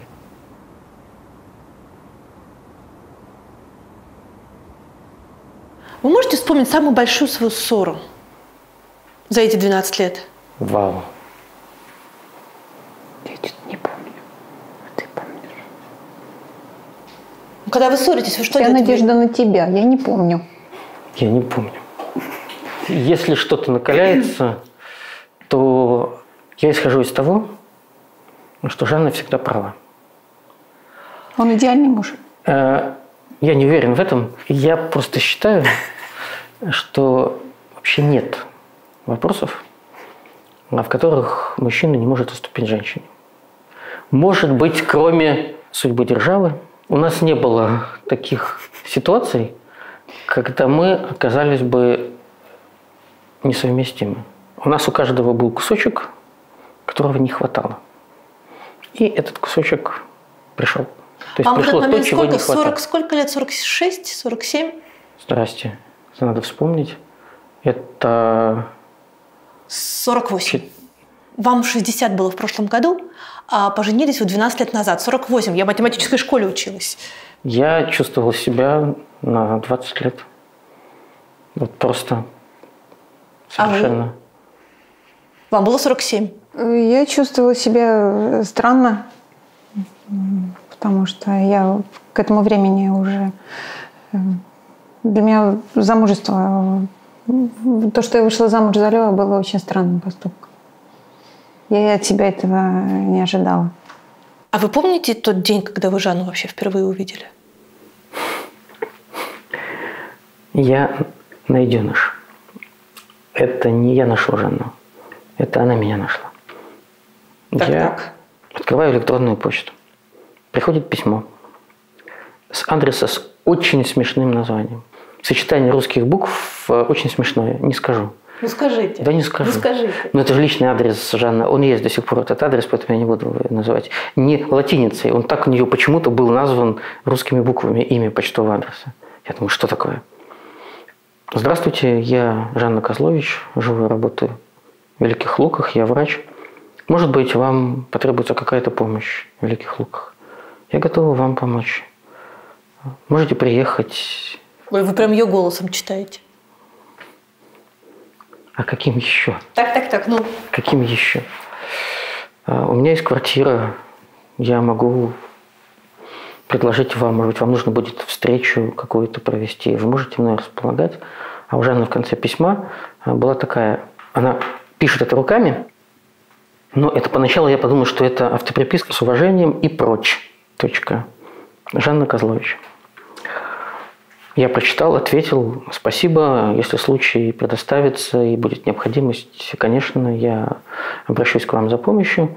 И, в общем, отложил себе это в голове, но не в ближний ящик. Спустя какое-то время, это был 2011 год, мне потребовалось приехать в Великие Луки и встретиться с несколькими товарищами. Я звоню своему помощнику в Великие Луки, говорю: Артем, я получил недавно письмо от очень доброй женщины, которую я не знаю, что она может предоставить свою квартиру для встреч. Он перезвонил, говорит: да, Жанна согласна принять у себя дома. Я приезжаю. Обычная блочная пятиэтажка. Квартира на 5-м этаже. Я звоню.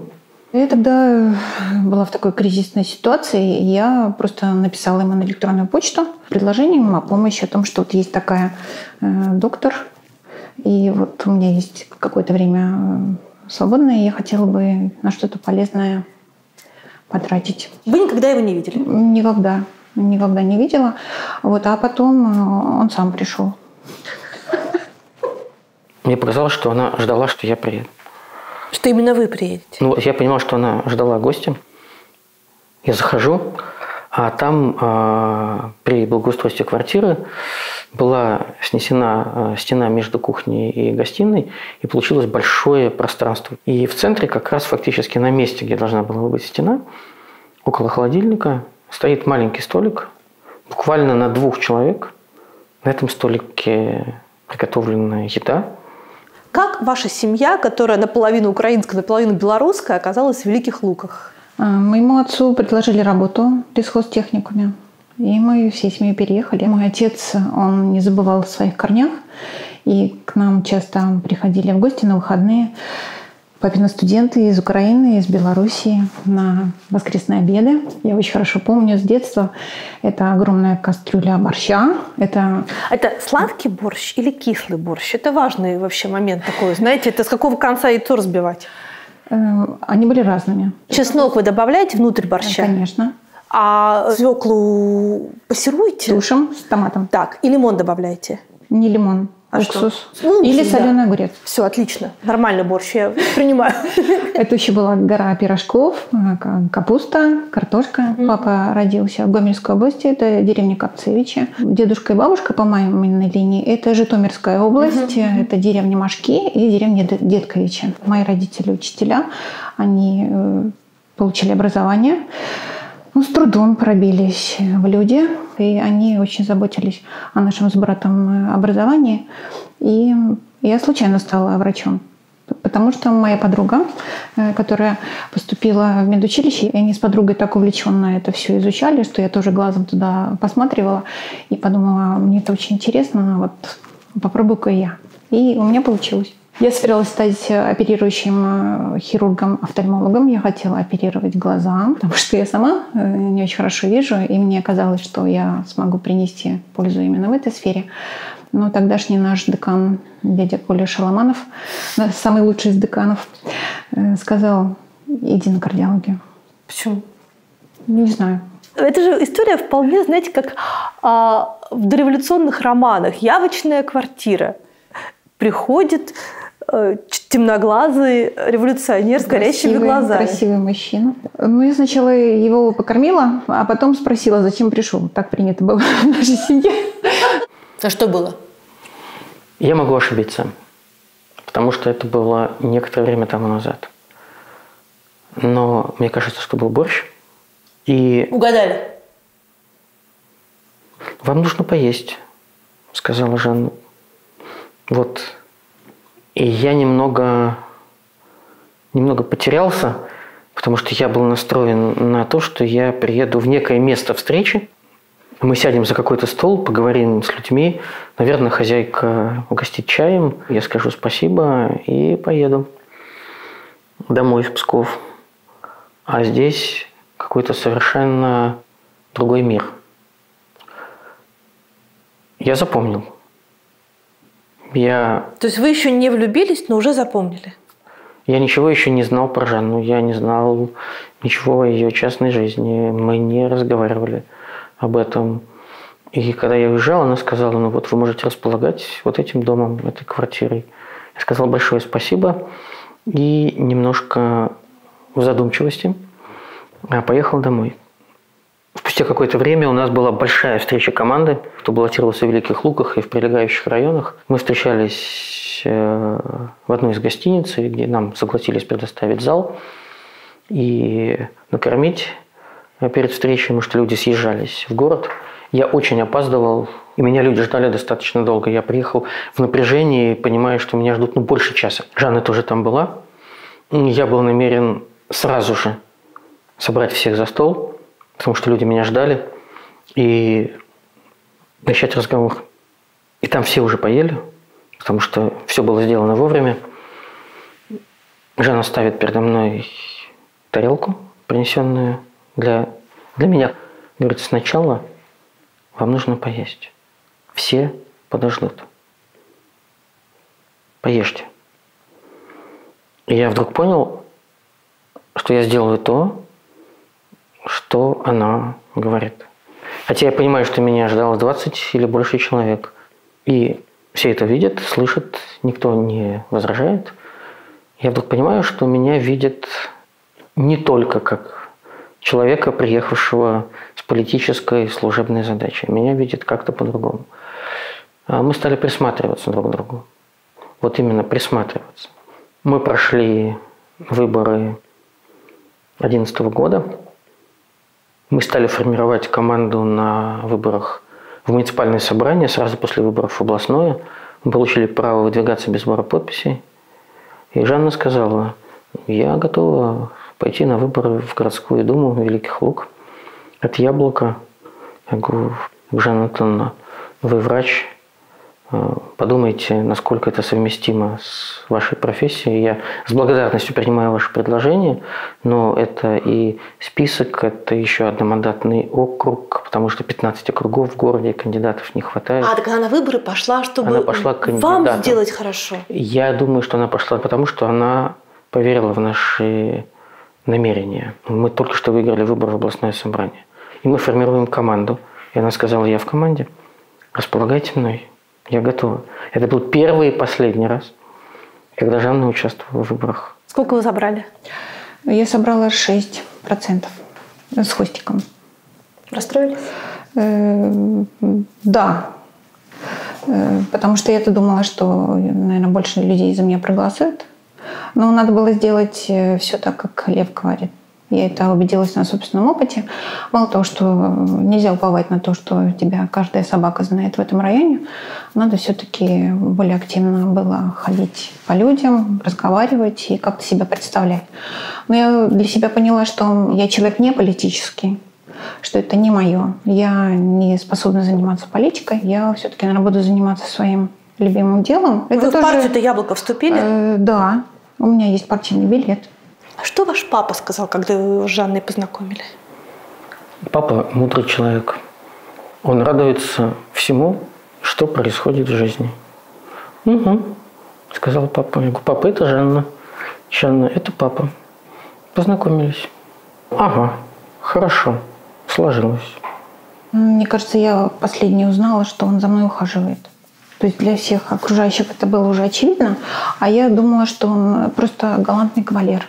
И только вот в 2012 году, в один замечательный день, мой приезд в Псков, первый приезд в Псков, до меня стало доходить, что это, наверное, Лев Маркович за мной ухаживает. А вы там прям с ним Лев Маркович? Да.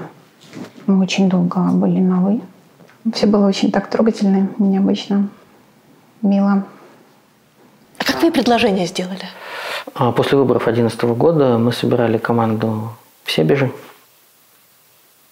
Мы поговорили там, а потом была встреча команды в Пушкинских горах. И мы вышли прогуляться. Я понимаю, что, в общем-то, нужно как-то прояснять ситуацию. У Жанны тогда были смешные вязаные варежки. Они у нас хранятся дома до сих пор. У них прозвище «Варевки». И было еще холодно. Она была в этих варежках. И я понял, что эти варежки меня притягивают. Я спрашиваю, Жанна, вы не хотите приехать в Псков? Я покажу вам свой город. Издалека? Да. Я же историк, я же знаю, как показать Псков. И 7 апреля 2012 года мы приехали в Псков. Жанна тогда очень дипломатично сняла маленький номер в гостинице, как она назвала, дупло. Дупло под крышей. То есть у нее была своя площадь. И на утро мы пошли с ней гулять по Пскову. Я ей рассказывал о Кремле, о Довмантовом городе, о Покровской башне и Псковских войнах. И, в общем, договорились до того, что нам, наверное, не нужно расставаться. То есть вот такая, как у нас сегодня экскурсия, только в конце было по-другому. А в конце было по-другому. И был только простой фотоаппарат.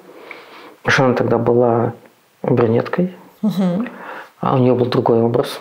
И я вдруг понял, что мы выглядим очень похоже. Ну вот просто похоже, как родственники. Потом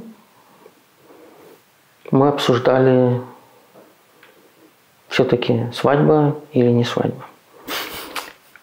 Просто сойтись или все-таки семья. И когда мы обсуждали, как поступить, я сказал, нам же нужно отвечать друг за друга. А как мы будем отвечать друг за друга, будучи постоянно автономными, когда для людей, которые уже много прожили в жизни, ситуация создания общего пространства требует усилий. То есть строить общий дом нужно сознательно. Обустраивать, выстраивать семейные традиции, свои ремарки, свои ключевые кодовые слова. Это все требует времени и усилий. И если ты строишь семью, ты будешь все это делать, потому что это строительство нематериального дома, не стен как таковых. Ты строишь семью как пространство. И мне показалось, что здесь не должно быть умолчания. Потому что отсутствие семьи, как семьи, это возможность в любой момент для любого человека принять решение, что я больше не буду, не хочу, устал, все что угодно, строить этот дом. А мне очень хотелось строить этот дом. То есть в каком-то смысле, может быть, я хотел прояснить наши отношения вот навсегда.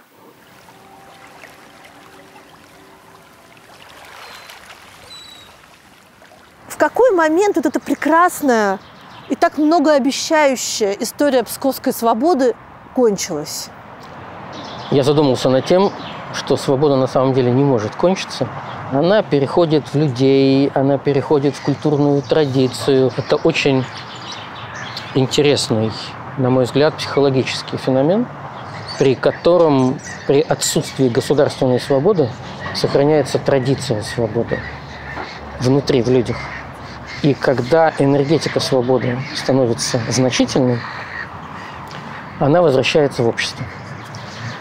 Но тем не менее, в 1509 году князь Василий III, сын Ивана III, который присоединил Великий Новгород к Москве, решил, что пора заняться Псковом. В 1509 году он присылает в Псков наместника Ивана Михайловича Репню-Оболенского, который отказывается от переговоров с Вечем и отказывается соблюдать установленные Вече законы.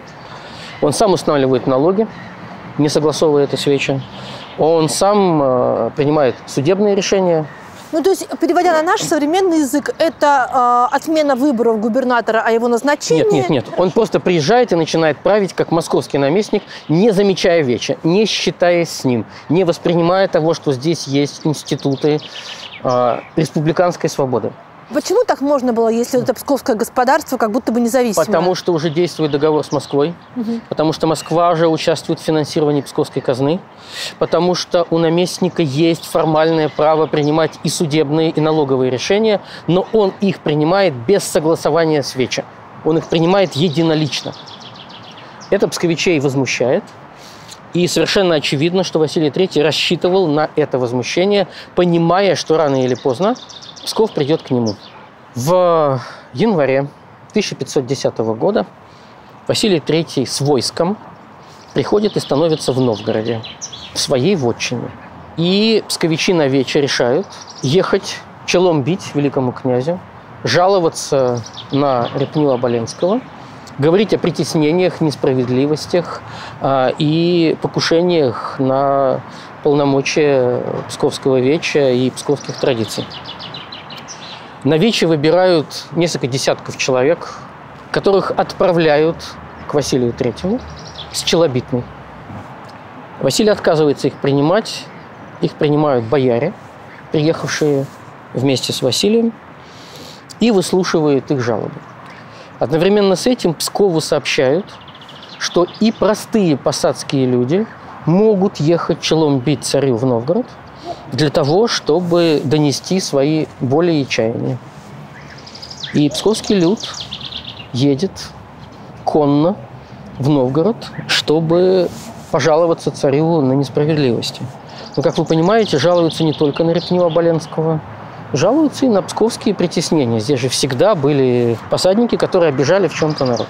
6 января псковским боярам объявляется воля Василия Третьего. Вечу в Пскове не бывать, колокол вечевой снять и свободе псковской не быть. Будет вотчина московского князя, жить будете по законам московского князя, и никакого самостоятельного государствования не будет. Все будут подданными холопами московского князя. После этого псковских послов арестовывают и отправляют в темницу. Всех псковских простых людей, которые приехали бить челом Василию Третьему, селят к новгородским жителям в дома с запретом покидать Новгород. Василий Третий, как настоящий московский князь, взял десятки послов и сотни простых посадских людей в заложники. После этого он просит своего известнейшего чиновника, дипломата, Третьяка Долматова, который служил еще Ивану Третьему и очень хорошо знал российские порядки, поехать в Псков и объявить ультиматум великого московского князя Пскову. Третьяк Долматов приезжает в Псков 12 января 1510-го, созывается веча вот здесь, за этой стеной. И стоя на вечевой степени, это возвышение, с которой люди обращались к вечу, эта степень находилась перед Троицким собором, то есть человек, обращающийся к вечу, кто бы он ни был, стоял на фоне Святой Троицы. Лгать было нельзя. И он всему вечу сообщил волю московского князя. Псков плакал, был огромный мороз, люди плакали и попросили Третьяка Долматова дать им день на раздумье. И вот весь день и вечер 12-го, и, наверное, ночь, и следующий день 13-го вечер решала судьбу Пскова.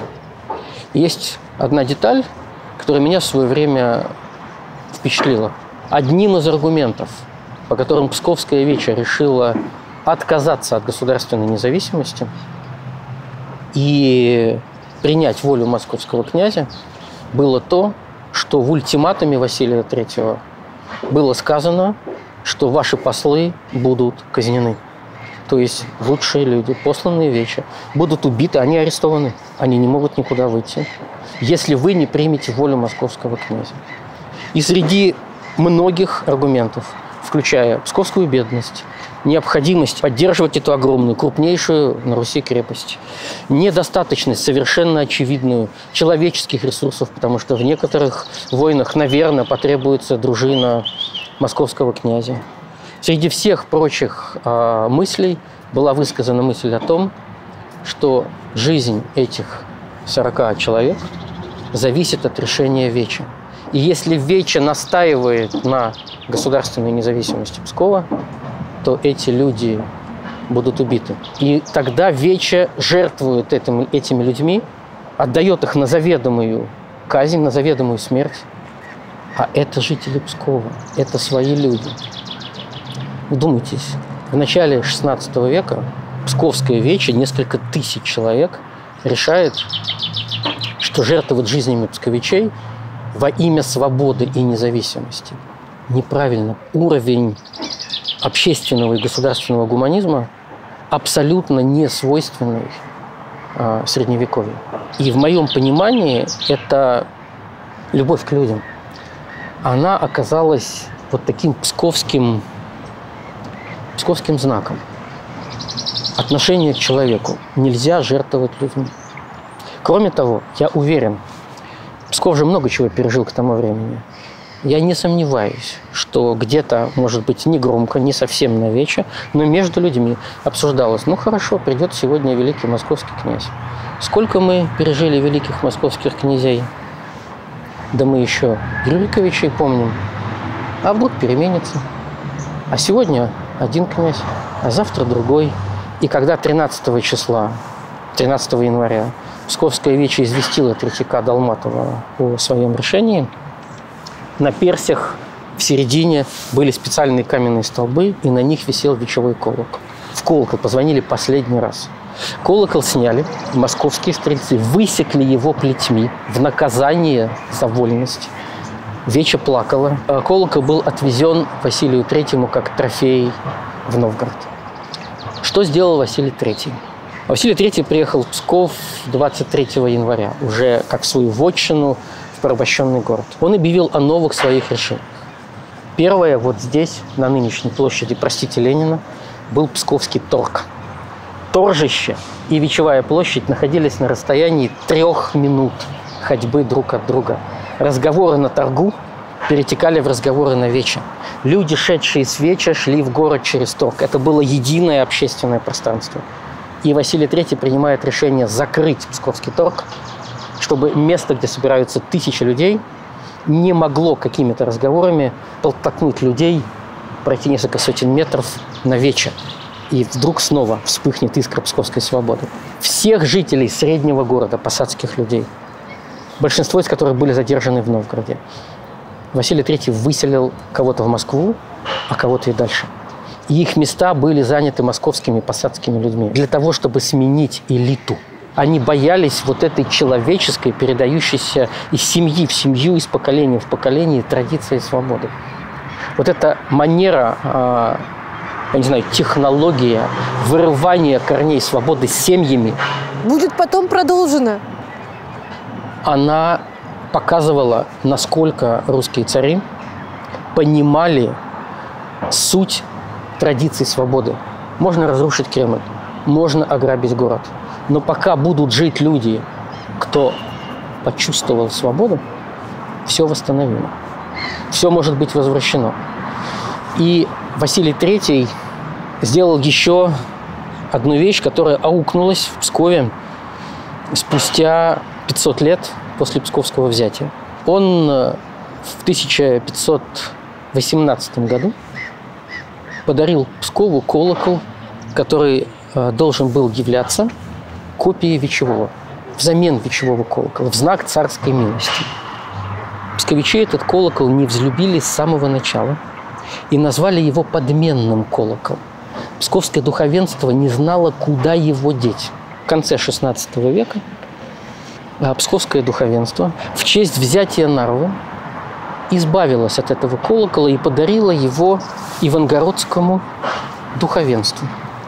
Ивангородское духовенство перешло через реку Нарву и установило этот колокол на одном из нарвских русских православных храмов. Этот подменный колокол до сих пор находится в Нарве, в музее Нарвского замка. Псковичи никогда за сотни лет после лишения Пскова независимости не вспоминали про подменный колокол, они считали его оскорблением. И вот в 2010 году при Андрее Турчаке, как губернаторе, один из псковских околокультурных деятелей, не хочу называть его имя, выдвигает идею попросить Нарвский музей сделать копию подменного колокола, привезти в Псков на вече и в годовщину падения Псковской свободы ударить в этот колокол как знак присоединения Пскова к Москве, как торжественный символ. Меня сама по себе эта инициатива поразила своей непсковскостью. То есть это было, в моем понимании, оскорбление истории города. Я написал Псковской губернии статью, огромную, в 2 частях. Она называлась «День холопа». А тогда Псковская губерния была газетой номер 1. Ее все читали и на бумаге, и в интернете. И прочитал не только инициатор этого изготовления подменного колокола, но и Турчак прочитал. И ему разонравилась идея изготовления копии подменного колокола и перевоза в Псков. От этой идеи отказались. И вот этот эпизод с попыткой привоза в Псков копии подменного колокола на самом деле был для меня важным в понимании того, как можно, оказывается, извращать подлинную историю. Это в чистом виде переписывание истории новыми мифами. Но есть один миф, который я хочу упомянуть. Вечевые колоколы довозились до Москвы и висели в храме в центре Москвы, по-моему, чуть ли не за Москворечье. Там они завершили свой путь, пока не были, наверное, переплавлены в силу ветхости. Но есть другая легенда. Ее в Пскове очень любят. Что когда из Новгорода настало время везти трофеи Василию III в Москву, псковский колокол везли через Валдай. Дорога была плохая, ухабистая, извилистая. То ли возницы согрелись, то ли конь споткнулся. Есть версия о том, что возницы, будучи новгородцами по происхождению, не хотели довести псковский колокол как пленника московского князя до Москвы. И уронили его. И решили переплавить осколки псковского вечевого колокола в извозничьи колокольчики на Валдае. По новгородскому преданию, самые звонкие, самые чистые извозничьи колокольчики на Валдае, потому что они отлиты из псковского вечевого колокола. Это была легенда о спасении псковского вечевого колокола. Он остался свободным. Нападавшие на вас и заказчики этого нападения были найдены? Нет, конечно. Дело до сих пор не закрыто? Я не знаю ничего об этом деле. Полиция со мной по этому вопросу не связывалась. На мой взгляд, не было никаких шансов тогда, чтобы этих людей опубличили. Вот когда нападали на журналистов, и была сделана видеосъемка нападавших, и потом их зафиксировали на автозаправке около кладбища, там была собрана очень быстрая доказательственная база, они ограничились дисциплинарным взысканием. И все увидели, что дальше вот этого государства не пойдет. У меня была другая ситуация, она была изначально политической, потому что они в такой форме отомстили человеку, который пытался сказать правду о происходящем, в том числе с военнослужащими. Я не сомневаюсь в том, что нападавшие были связаны с армией. Как кадровые, добровольные, друзья, знакомые. Это были люди с профессиональной военной подготовкой. Никто, кроме таких людей, не может так избить человека, что он не запомнит ничего. Ни тогда, ни спустя какое-то время никакая часть этой памяти не вернулась. Как вы думаете, если бы общественная реакция на события 2014 года была мощнее, если бы о погибших знали и плакали бы по ним не только в Пскове и каких-то очень небольших городах, приграничных к Украине, если бы разговор об этом не останавливался, могло ли это предотвратить вторжение февраля 2022 года? Наверное, это выглядит оценкой из сегодняшнего дня. Но даже тогда, уже к концу 2014 года, мы осознали, что вот этими нашими публикациями, этим поиском информации о погибших, мы, скорее всего, остановили большую войну тогда. А тогда вот эти несколько недель Псковская губерния была газетой №1 в России. Попытались показать всем, что уже происходит и будет происходить. Из этого, на мой взгляд, политики должны были сделать очень серьезные выводы. В частности о том, что эта ситуация начинает приобретать хронически кровавый характер. Что если ее не разрешить, не найти формулу ее невоенного разрешения, то будет катастрофа. А мне кажется, что политики российские из этого сделали вывод, что бы они там ни делали, и какие бы противозаконные вещи не совершали, все промолчат. Нет. Мне кажется, что из той ситуации не только российские политики, но и европейские политики, Американские политики. Ну, что европейские политики тоже не сильно прям возмущались 2014 годом. Они вообще ничего не поняли. Но и украинские политики, пришедшие на смену Януковичу, должны были понять, что в этом месте началась огромная по перспективе, по масштабам кровавая язва, которая будет стремиться к разрастанию. Шок событий 2014 года продолжался несколько лет. Появились сначала первые, потом вторые Минские соглашения с попыткой найти какой-то баланс. Было несколько мирных планов, но, как мне показалось, в ситуации возникшей язвы на теле Украины, в которой непосредственно участвует Россия, многие политики увидели шанс повернуть историю, только каждый в свою сторону. Кто-то собрался такой ценой защитить оставшиеся украинские границы, то есть ценой боевых действий. Кто-то решил, что Украина становится идеальной страной для того, чтобы держать в напряжении Россию, поскольку страна прилегает непосредственно к территории. В России, на мой взгляд, возникла пауза раздумья, потому что события 2014 года, так как они пошли, не соответствовали ни плану Путина, ни ожиданиям военного командования. Вот эта пауза, которая, в моем понимании, длилась не меньше 4 лет, она была последним, но очевидным окном возможностей для переосмысления происходящего, для того, чтобы спрогнозировать, что будет дальше. Дальше будет кровь, или вы попытаетесь найти баланс отношений таким образом, чтобы военные действия не продолжались, притом со всех сторон. Там же было больше, чем российская и украинская военная составляющая. Там появились локальные военные силы, которые пытались влиять на ситуацию, как всегда бывает во время таких неочевидных боестолкновений. И эта пауза оказалась бесполезной. Никто не осознал, что это возможность остановиться,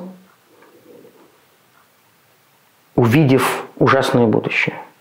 Никто не стал думать о завтрашнем дне, как дне еще больших трагедий. Я не увидел значимых усилий для того, чтобы найти модель длительного мира. Слово «мир» сейчас звучит в этом контексте как нечто космическое, но задача была именно такая. Практически все увидели некие свои гипотетические выводы в политических, финансовых и психологических инвестициях в нагнетание, в эскалацию, в разгонку ненависти.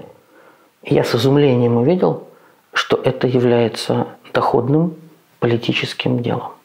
Это тупик с точки зрения цивилизованного развития, но это бездна, безграничная совершенно, для ухудшения ситуации, для новых и новых погибших.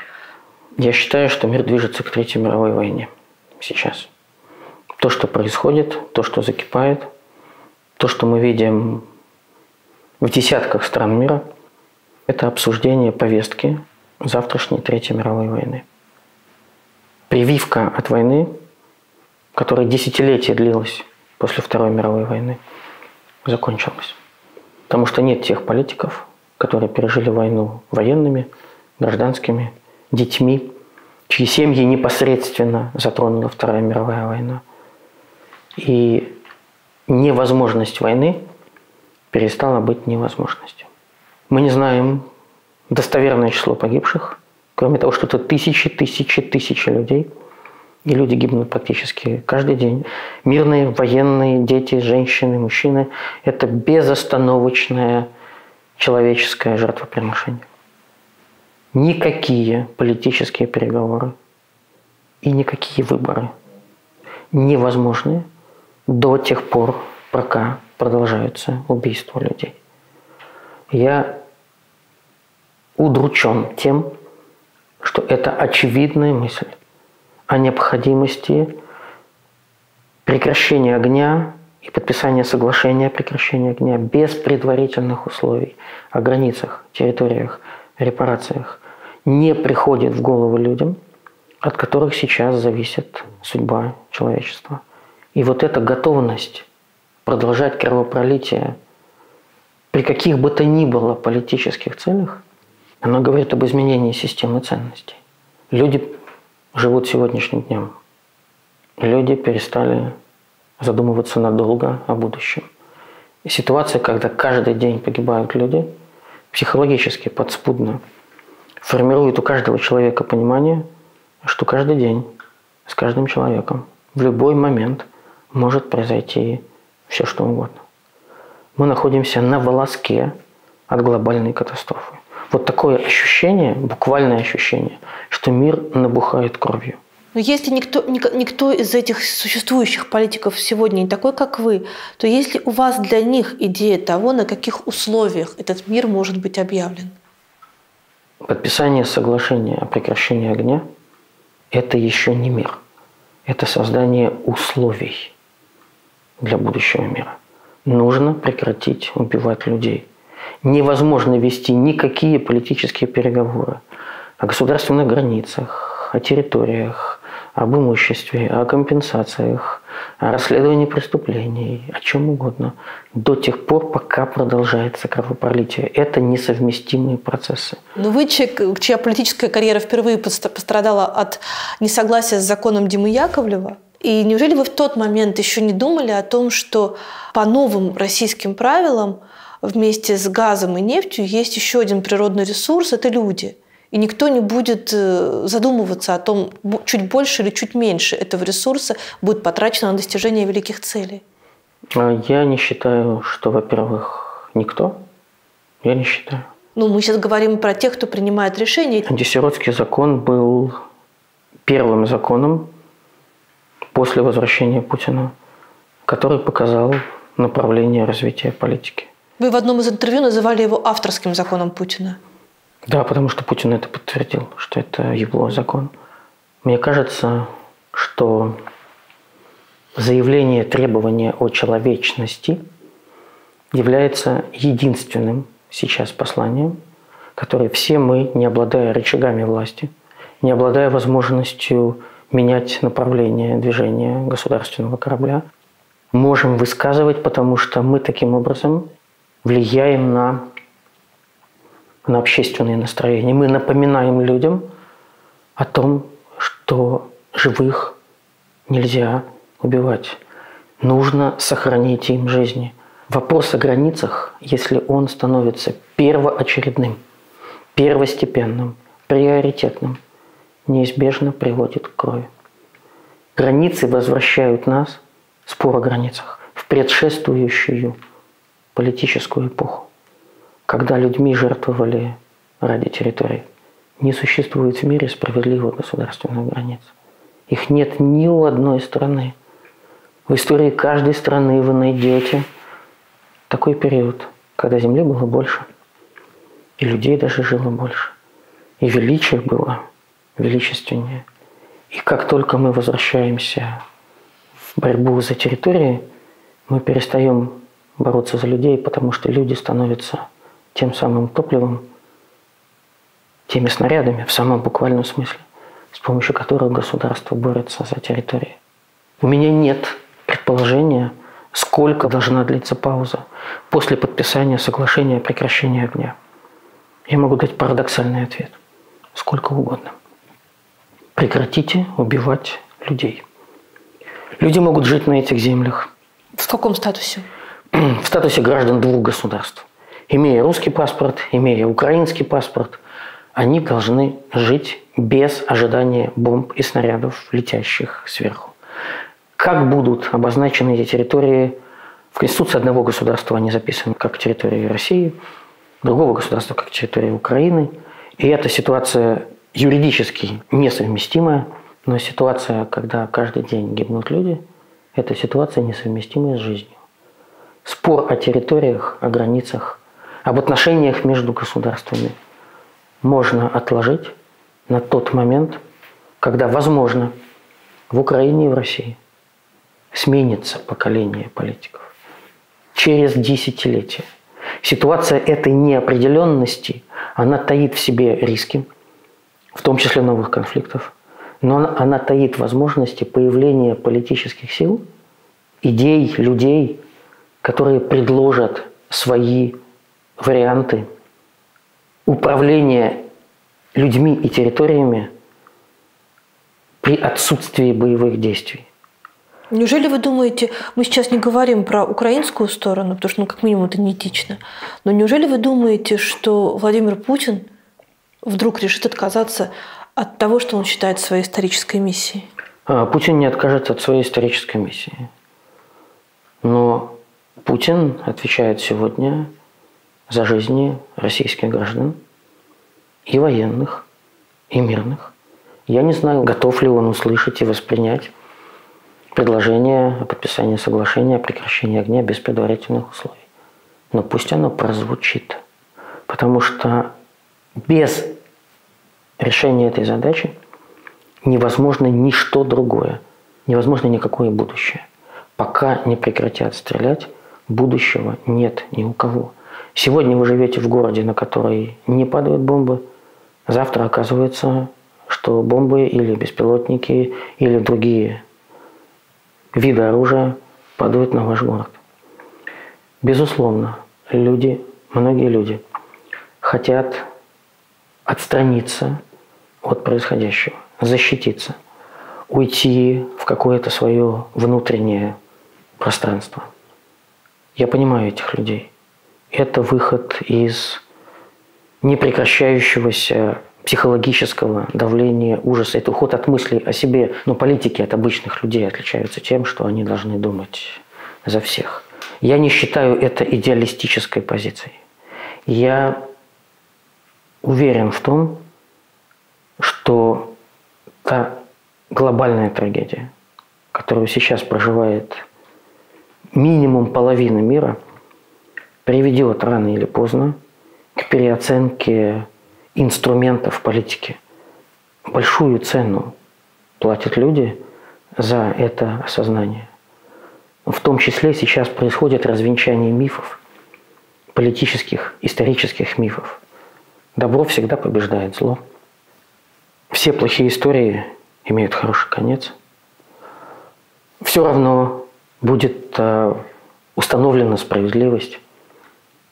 А потом выясняется, что установление справедливости требует такого количества крови, что справедливость в принципе не может быть достигнута такой ценой. В каждой истории любви есть свои 3 счастливых дня.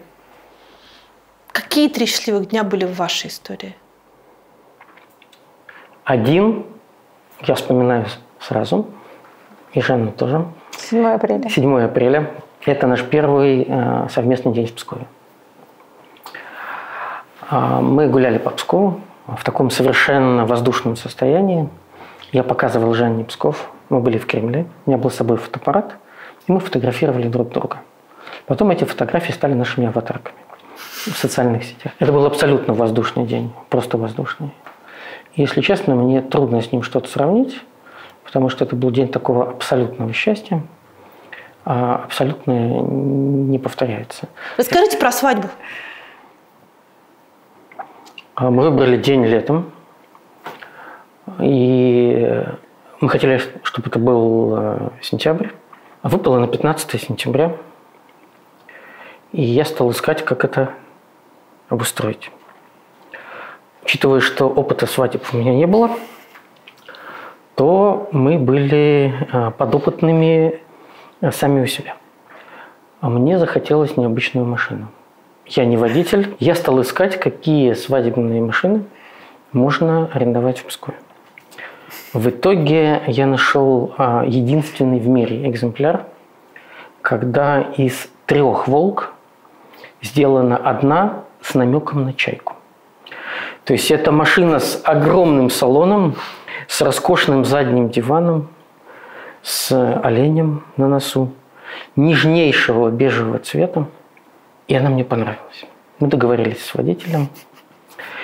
И эта машина приехала в день свадьбы. У нас был маршрут мы должны были приехать в магазинчик, маленький цветочный, где был заказан букетик, и по прямой фактически ехать в ЗАГС.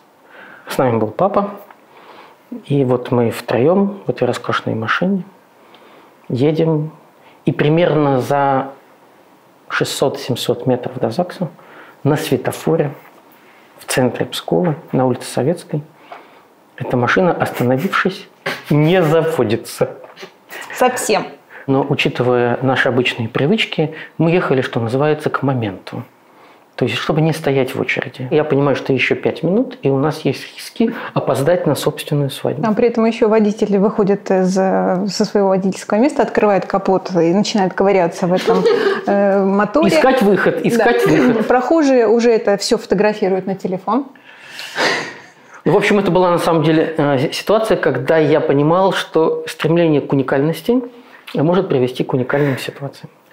В итоге, когда стало понятно, что еще немного и будет нехорошо, я говорю, давайте так, вы же знаете, где ЗАГС? Ну, конечно. Мы выходим и идем пешком. И вот мы с Жанной, рядом с нами папа, мы идем пешком, подходим, на нас в изумлении смотрят друзья. Типа, а где? А я видела на фотографиях, у вас прям платье-платье. Это было темно-синее, очень красивое, в тон платье. Так. У меня был синий костюм. Рубашка с простым бантиком, у Жанны была вуаль. И нам нужно было, не растеряв вуаль и не потеряв темп, и идя в темпе папы, дойти до ЗАГСа. Дорогие друзья с удивлением на нас смотрели. Как это, а где колеса-то, где?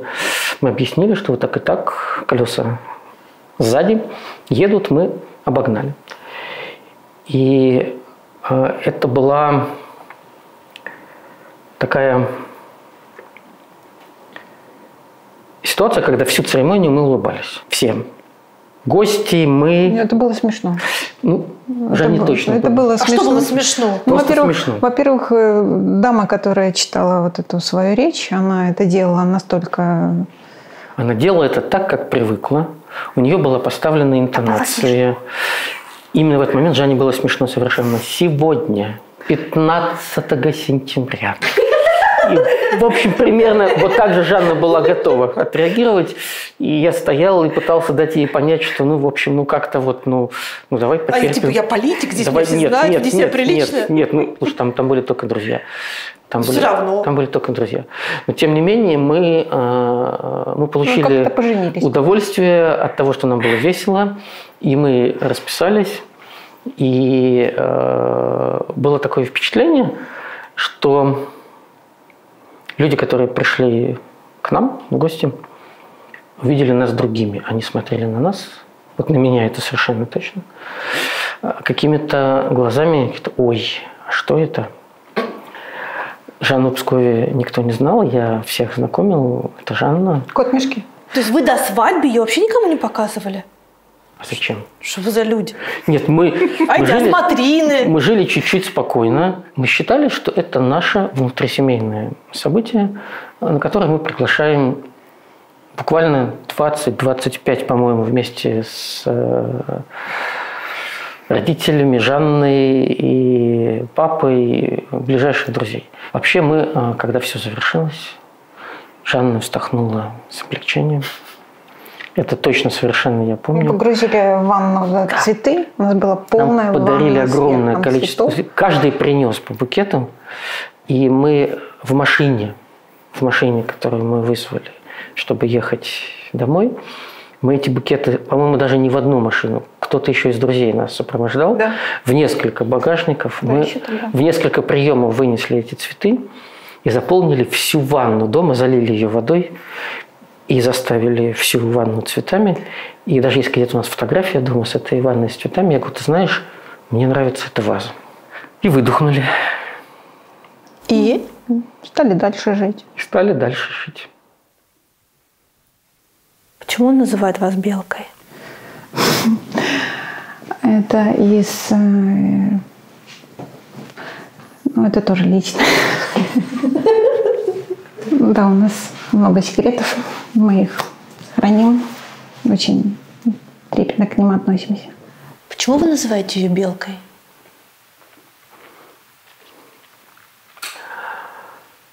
Когда еще было живо ICQ, то в переписке тоже можно было посылать разные смайлики. И как-то во время одного из разговоров Жанна сказала мне, что любит орехи. Я говорю, ну так ты белка. И был смайлик с белкой. Вот. Я даже сейчас вдруг задумался, было ли это ICQ, но я не помню другого мессенджера в то время. Но мы же долгое время, целые месяцы жили отдельно, переписывались каждый день. А белка, оно уже было образ.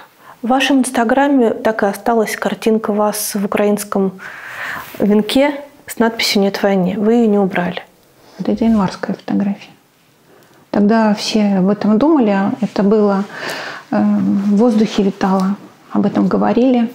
И я подумала, что, вот, может быть, это детский поступок, глупый, может быть. Но мне показалось, что если как-то стараться предотвратить катастрофу, ее можно предотвратить. Это была моя такая вот идеалистическая попытка что-то изменить. Много раз вас просили убрать эту фотографию? Нет. Это не мешает вашей работе в государственном учреждении? Нет. По Конституции Российской Федерации, которая до сих пор действует на территории Российской Федерации, моей любимой страны, уголовно наказуемо иметь свое мнение и высказывать его без агрессии, мирно высказывать свою позицию, я имею право. Вот и я стараюсь, как могу. Когда вы думаете про себя, что вот вдруг наступит такой момент, что вам, возможно, надо будет уехать, то где ёкает сердце? Что вы сразу перед собой видите? Псков весь ёкает в сердце. Он же маленький. 210 тысяч человек. В феврале 1570 года Иоанн Васильевич IV, он же Грозный, утопив предварительно в крови Новгород, которому он мстил, несмотря на то, что с момента присоединения Новгорода к Москве, или, как говорят в Новгороде, порабощения Новгорода Москвой, прошло уже почти 100 лет. Он зверствовал в Новгороде, описания новгородских ужасов разлетелись по всей русской земле. Людей кололи, топили в Волхове. По новгородским летописям Волхов был красным от крови. И после Новгорода он приехал в Псков. Здесь была паника ожидания таких же зверств. Потому что считалось, что если Новгород так пострадал, то Пскову достанется не меньше. Тогдашний псковский князь Юрий Иванович Токмаков пришел к решению о том, что царя нужно задобрить, что Псков должен показать Ивану Грозному радушие, любовь и покорность. Иван Грозный, свита, включая войско опричников, въезжает через Любятово. По пути его следования на коленях стоят люди. Грозный доезжает на коне до входа в Давмонтов город, проходит через Рыбницкие ворота, подходит к Великим воротам. Здесь его встречает воевода, наместник Юрий Токмаков с боярами и подает ему хлеб-соль. И что-то не понравилось Грозному, и он оттолкнул из рук воеводы хлеб с солонкой. Соль упала на землю и просыпалась. Все были в ужасе, считали, что сейчас начнется кровопролитие. В это время из толпы на палочке выскакивает 70-летний в тот момент местный юродивый Николка Салос и говорит: «Царь Ивашка, не трожь псковичей, не проливай псковской крови». Царь приказывает поймать блаженного, и он скрывается в толпе. Его не успевают схватить опричники. Царь прошествует по Кремлю к Троицкому собору. Грозный заходит на службу. Тут предания расходятся. Либо он сам увидел Николку Салоса, либо Николка подошел к нему, пригласил Ивана Грозного в свою келью, которая была в основании Троицкого собора. Грозный был очень набожный, был пост, и он воспринял блаженного как некий Божий знак. А Николка сказал, что он хочет угостить Ивана Грозного. Тот думал, наверное, что будет накрыт стол, и они побеседуют о Боге. Они заходят в келью, и там лежит рогожа на столе, и на ней кусок сырого мяса. «Кушай, царь Ивашка». Грозный пришел в ярость. Говорит: «Я русский царь, я не ем мясо в пост». «Ты хуже», — сказал ему Николка Салос. «Ты питаешься кровью и плотью человеческой. Ты не только пост нарушаешь, ты Бога гневишь». Представьте себе, что это значило. Есть замечательная картина Андрея Рябушкина. Грозный разговаривает с Николкой Салосом в келье под Троицким собором. И там у входа стоят бояре, уже готовые схватить блаженного и отсечь ему голову прямо здесь. И Николка оказывается человеком бесстрашным. Он говорит: «Царь Иванушка, не казни псковичей, езжай отсюда, пока тебе есть на чем уехать, иначе не на чем бежать будет из Пскова». Это был вызов. В это время в келью заходит опричник. Да, Грозный уже отдал приказ на грабеж Пскова. Уже снимали колокола, уже имущество вытаскивали со складов. Дальше должны были быть казни. И по некоторым данным в Пскове успели казнить от 30 до 40 человек вот в какие-то часы, потому что волна гнева уже поднялась. Но в это время к Николке в келью заходит опричник Ивана Грозного и сообщает ему, что его любимый конь пал только что здесь, в Пскове. Это привело Ивана Грозного в паническое состояние. И если пал любимый конь, то это только знак свыше. Грозный не отдал имущество, которое уже было награблено, включая колокола, которые увезли в Москву. Но он очень спешно уехал из Пскова, и вместо, возможно, 1000 погибших Псков откупился от Ивана Грозного 30-40 детьми боярскими, как писали в синодиках. Николку Салоса Псков боготворил. Он прожил всего 6 лет. И через 6 лет, в 1581 году, он был канонизирован. И его мощи находятся сейчас в Троицком соборе вместе с князьями и архипастырями. Потому что этот человек спас город Псков от полного разорения. Вот эта идея положить Ивану Грозному на рогожу сырое мясо и сказать: «Ешь, царь Иванушка», она подтверждается самыми разными рассказами. Ну, вообще, строго говоря, это идея сказать злу, что оно зло. Да. А вы как думаете, это работает? Ну, на самом деле. Я считаю, что тот, кто так говорит, принимает на себя ответственность за всех, чья судьба может решиться его словами. Кого могут убить или могут оставить в живых. Вот Николка Салос тогда встал за весь Псков. Не случайно же потом в сказаниях, в его житие и в кратком, и в подробном упоминается, что, возможно, они с князем Юрием Токмаковым обсудили, что именно юродивый может остановить Ивана Грозного. Только юродивые, блаженные, как напрямую поддерживающие связь с Богом, могли говорить с царем на «ты». А у нас сейчас кто? Хороший вопрос. Я думаю, что когда российских правозащитников в советское время, советских диссидентов, и сейчас российских правозащитников обвиняют в том, что они психически больны, их власти сами обозначают как блаженных. Но есть разница. Русские цари слышали блаженных, понимали, что все под Богом. И царь под Богом, и юродивый под Богом. Нынешние русские монархи не понимают, что все под Богом.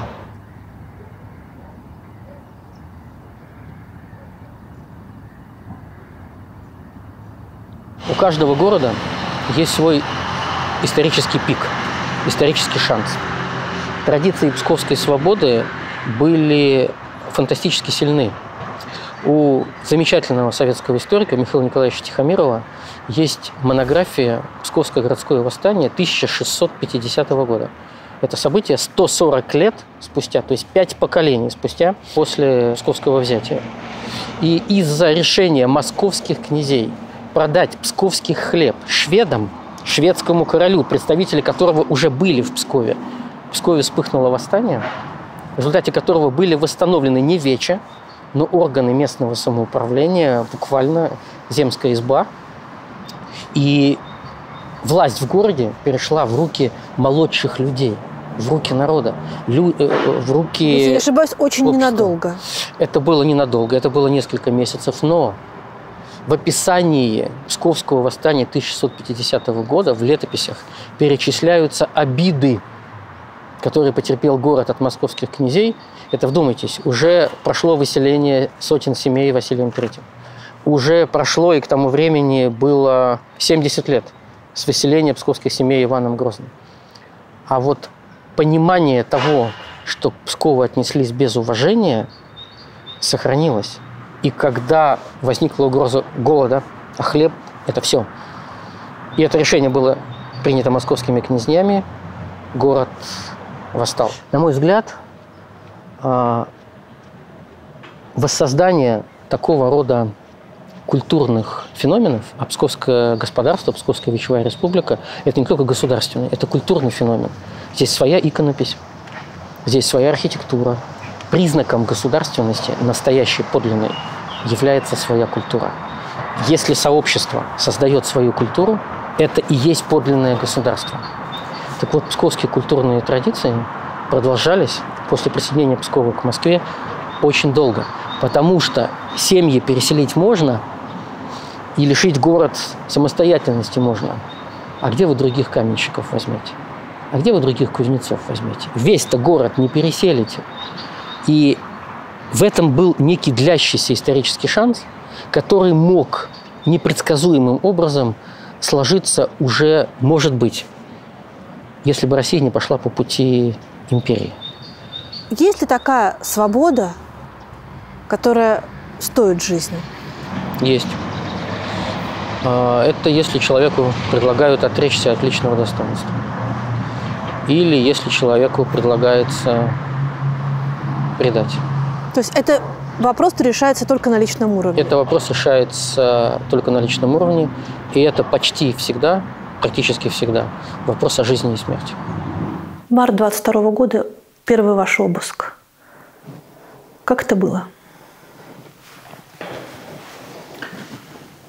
Я потом слушала интервью с теми людьми, у которых было что-то подобное. Вот тут то же самое у нас. То есть это 6:30 утра. Это звонок в дверь, это стук в дверь грубый очень. Это когда люди приходят в твой дом, трогают твои вещи, открывают твои ящики, твои коробки, смотрят твои карманы, рюкзак, забирают телефон, ноутбук. Когда ты не можешь потом никому позвонить, сообщить на работу, что ты опаздываешь, и все-таки у меня обязательства. Я чувствовала себя очень раздавленной какое-то время, пока мне какое-то время пришлось приходить в себя. То есть свои цели они добились. Они меня, по крайней мере, они меня испугали. А вы сейчас ждете еще обысков? Вот это вот есть то утро, ты проснулся? Да, 6:30 никто не пришел, живем дальше. А вы завидовали тому, как Навальный говорит, я не боюсь, и вы не боитесь? Или это вызывало какие-то другие чувства? Я никогда не скажу никому, что я не боюсь. И я никогда не боялся. Я считаю, что это неправда. Я считаю, что естественный страх, внутренний, есть в каждом человеке. Это часть самосохранения, это часть реакции на угрозы и опасности.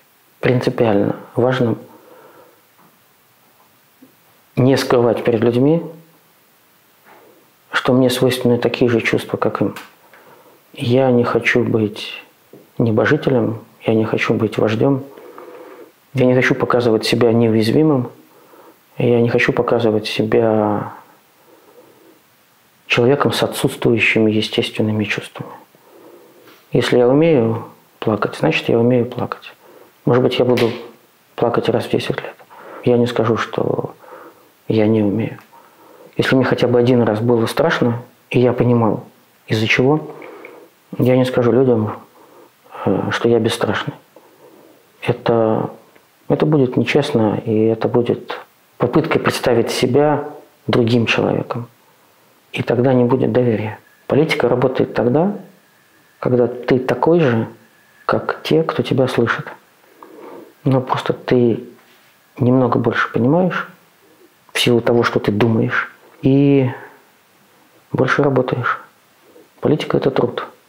Тот, кто трудится в политике, неизбежно придет к пониманию ценности человеческой жизни. Потому что иначе для чего?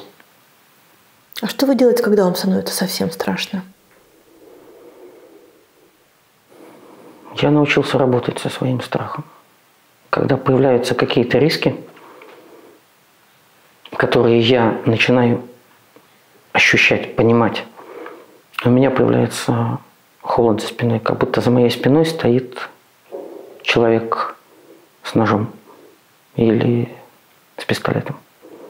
Я начинаю оглядываться вокруг и разбираться, что произошло, что я сделал, что может произойти. Я пытаюсь понять ситуацию и, понимая ситуацию, вернуть себе управление собой. Это требует больших усилий, потому что мы не запрограммированы изначально на такие усилия. Но когда ты чувствуешь страх, для себя должен разобраться в том, почему ты боишься, чего ты боишься, и можешь ли ты в этой ситуации управлять своим страхом, разговаривать с ним, быть с ним, видеть его, понимать его и чувствовать. Это как человек внутри тебя. Это позволяет понимать свои возможности, и это позволяет понимать других людей, которые находятся в таком же или близком состоянии. Был момент, когда вам по-настоящему стало очень страшно? Я думаю, что мы все сможем пережить. Все сможем пережить. Все, кроме смерти. Ну, как и всякий человек. Мы переживем все, кроме смерти. У вас есть какой-то протокол действий вместе с ним на случай, если что-то пойдет не так сейчас, в наши дни? Мы живем одним днем, у нас нет какого-то плана «Б», нет запасного аэродрома. Мы живем здесь и сейчас, сегодня, в этих условиях. Из Пскова, из страны. Я не собираюсь уезжать. Даже если это будет угрожать личной безопасности? Да. Ну и это самое, наверное, правильное место, чтобы спросить вас о том, а что такое патриотизм? Хороший вопрос. Это, на мой взгляд, естественное проявление любви человека к своему дому. Я не готов еще... Патриотизм как таковой, патрио, любовь к родине, перевод понятен, но любовь к своей стране должна иметь живые корни. Ты должен знать, на чем ты вырос. Что здесь было, какие здесь жили люди, какие здесь происходили события. Ты должен чувствовать с этими событиями, этими людьми духовное родство, потому что это позволяет тебе понимать свое место в истории. Когда ты понимаешь, на какой части пути, исторического пути ты находишься, ну, как точка, ты видишь намного дальше. Потому что ты понимаешь, что было до тебя, и у тебя появляется видение того, понимание того, что может быть после, в таком городе. Вот это место, где мы стоим, это бывший Псковский Пушкарский двор. Было время, когда в Советском Союзе не было закона об обязательных раскопках на исторических местах перед строительством исторических зданий. Вот это бывший кинотеатр «Октябрь», у которого была печальная в советское время кличка «Конюшня». В Пскове был после войны уникальный благородный человек, главным архитектором Алексей Ларкин. И первый секретарь обкома КПСС Яков Канунников заставил Ларкина на Пушкарском дворе спроектировать двухзальный кинотеатр, чтобы люди, шедшие в Троицкий собор на службу, не доходили до службы, потому что кино было орудием массовой пропаганды. Ларкин очень хорошо чувствовал Псков. Он сопротивлялся, он не хотел. Его заставили.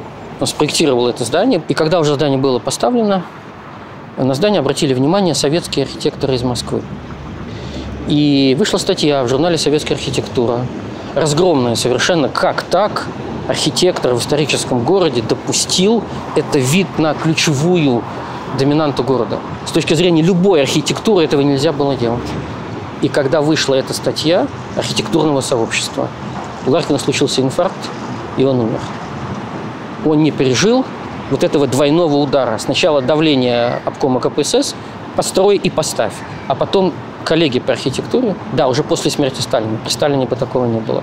Ну вот так проявилась оттепель. И это стоило ему жизни. Кстати, когда строили Октябрь, не было закона об охранных раскопках. И псковские археологи, которые тогда только приступали к изучению города, стояли на краю котлована глубиной до 6 метров и плакали, потому что на их глазах экскаватором черпали культурный слой.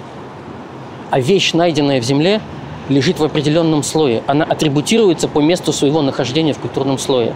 Отвалы из ковша экскаватора не подлежат атрибуции. Это невозможно. Люди стояли, молодые, они приехали из Москвы, с московским образованием, Московского университета, Ленинградского университета, и просто рыдали, потому что они понимают, это торг, это бывший торг. То есть здесь самый мощный культурный слой, самая ценная информация, и они ничего не могли сделать. Через несколько лет после этого появилось постановление Совета министров СССР, что в исторической части городов перед любым строительством должны быть раскопки. Ну и все равно это уже теперь ничего не... У нас было несколько попыток. Мы пытались убедить власти области, когда Октябрь стал разваливаться, просто разваливаться, у него треснули стены, что это знак. И я ходил к губернатору, тогдашнему уже Михаилу Ведерникову, еще будучи депутатом областного собрания, говорил: Михаил Юрьевич, у вас есть историческая возможность освободить вид на Кремль. Не нужно вкладываться в это здание. Оно является ошибкой. Человек, который его строил, скончался от инфаркта. Давайте вы найдете деньги и просто его демонтируйте. Вам, поколению псковичей, понимающих суть этой площади, скажет спасибо. Он сказал: нет, уже есть инвестор, мы уже договорились. Я не знаю, можно ли спасти это место, не знаю, отмолить эти грехи, не знаю. Но история иногда парадоксальным образом открывает шансы, открывает возможности. Увидим. Вернемся к патриотизму. Люди, которые сейчас руководят Россией, сделали патриотизм одним из важных столпов своей идеологии. И они говорят о том, что все, что они сейчас делают и со страной, и вне ее, делается из любви к своей родине. Я думаю, что эти люди пытаются воспользоваться чужой славой для своего сегодняшнего величия. Они вынимают из истории России войну. Они вынимают из истории России кровь. На самом деле трагедии. Трагедии. Вокруг Пскова и в самом Пскове погибли десятки тысяч людей. И когда патриотизм в стране строится как военно-патриотическое влияние, у меня возникает вопрос: а где мирно-патриотическое влияние и мирно-патриотическое воспитание? У нас есть великие композиторы, великие писатели, великие архитекторы, великие поэты. Есть мастера. Псковский мастер постник Яковлев поставил собор Василия Блаженного в Москве. Это псковская архитектура. Казанский Кремль построен псковичами, действующий Казанский Кремль. Храм Благовещения в Казанском Кремле – это псковская архитектура. Давайте разберемся с нашими корнями. Наши корни – это кровь или наши корни – это культура? Наши корни – это любовь или наши корни – это ненависть? Если из всей истории России выбрать только историю войн, мы становимся страной, построенной на ненависти. Это очень опасно. Потому что тогда мы воспитываем... Я не могу отделить себя от общества. В обществе сейчас огромное место занимают эти люди во власти. Но тогда мы воспитываем народ. Слушай, огромное место занимают. Они, собственно, и есть власть. Они и есть власть, но они не могут... Они и есть государство. Но они не могут забраться ко мне внутрь. Они не могут меня переделать. А что вы можете им противопоставить? Остаться собой. Этого достаточно? В такие времена, как сейчас, да. Только хорошо бы еще миллионы людей остались с собой. Когда в основе страны лежит воспитание народа войны, который готов идти по человечеству с оружием в руках, то это, в моем понимании, отречение от корней. Псковичи строили, пусть и в крепости, но город, который был городом красоты. Вот здесь, в Давмонтовом городе, за нами, было около 2 десятков храмов на малюсенькой территории. Никто до сих пор, ни архитекторы, ни историки, ни культурологи не могут раскодировать смысл Давмонтового города с таким сосредоточием всех святых.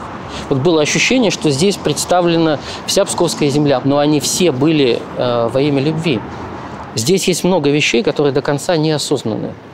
Люди не совсем понимают, как была организована голова, мозг средневекового человека. Почему он строил именно так, как он строил? Почему рядом со стеной, преступной стеной, стоят храмы? Вот в Пскове около Смертной башни, которая сейчас выглядит таким готическим иносказанием, это отдельная история. В XIX веке не имели доступа к архивам разрядного приказа и не знали, что Псков не строил 8-гранные башни с готикой. Николай I посещал Псков, был опечален печальным видом псковских руин и сказал, что если псковские купцы соберут денежку, он добавит из государевой казны. И решили восстановить Перси и башню над Смердными воротами. А как они выглядели, не знали, потому что еще не были раскрыты архивы разрядного приказа. И пригласили немецкого архитектора Ранвида, который устроил 8-гранную Смердью башню на месте исторической Смердью башни над Смердными воротами и наклонную, неотвесную стену Перси с контрфорсами, которая не могло быть в русской крепости. Но, учитывая, что часть денег испарилась, довести это дело до полного восстановления Кремля не смогли. И слава Богу. И теперь это тоже объект культурного наследия, которыми город сжился. Когда над этой башенкой Смердей в 1984, по-моему, году меняли яблоко с прапором, там стоит очень странный человечек, ростом с меня на самом деле. Мы кличем эту башню Старый Томас. Потому что в Пскове не могло быть такого прапора. Вот псковские прапоры, они похожи, понятно, этот какой-то другой. Лесенка от лесов поднималась на эту башню до самого яблока. Яблоко там 1,5-метровое. Я взобрался, был свободный доступ. Так. Не как сейчас. И у меня есть серия фотографий, сделанные вот от этого яблока Смердной башни на Давмонтов город. Когда ты смотришь сверху на эти знойки, вот на эти фундаменты, они похожи на русские иероглифы. Как они расставлены близко, вот свободное пространство, вот здание около стены. И вот рядом со Смердной башней была Благовещенская церковь, буквально примыкающая к стене. Она разрушилась потом. Но поставить рядом с Троицким собором Благовещенский храм, значит, была потребность в честь праздника Благовещения поставить церковь рядом с храмом Святой Троицы. Как принимались эти решения? Почему? С какими событиями это было связано? С какими людьми? Почему вы одобряете действия тогдашних властей, которые, в общем, тоже воевали и строили церкви, и осуждаете действия сегодняшних властей, которые делают все то же самое, воюют и ставят церкви? Мне кажется, что у нынешних нет любви. Они считают, что вся слава России, все величие России основано на военной силе. Нас любят, потому что нас боятся. Нас уважают, потому что нас боятся. Россия – европейская страна. Династия Рюриковичей, начиная с IX века. Потом пришли Романовы. Давайте посмотрим династические связи Романовых, начиная с 17 века и, собственно, заканчивая началом 20 века, концом династии Романовых. Там немецких, датских и иных европейских кровей не меньше, чем русских. Да, они еще при этом воевали между собой, но они были все родственники. Но это все неважно кончилось. Это неважно кончилось потому, что человек, получивший наследственным путем бремя государственной власти в нашей великой и несчастной стране, не выдержал премии этой власти. Если говорить упрощенно, есть две ключевые причины русской катастрофы начала XX века. Первое – это выпадение из логики европейского исторического и политического развития. Ведь первый парламент планировался в начале XIX века. Александр I должен был стать императором-освободителем, но его ближайшее окружение остановило эти реформы. Все закончилось ранней смертью Александра I, восстанием декабристов и приходом Николая II, который на долгие десятилетия погрузил Россию во мрак. Но ему на смену приходит Александр II, освободитель и, наверное, самый европейский монарх России за всю ее историю. Он начинает фундаментальные преобразования, в том числе при нем появляется местное самоуправление, земство, при нем появляется судебная реформа. Он делает вещи, которые в России ранее были немыслимы, просто немыслимы. И он останавливается перед главным. И он и его окружение перед созданием национального парламента. Дальше, после кончины от террористов Александра II, приходит Александр III Тишайший. Он не воевал.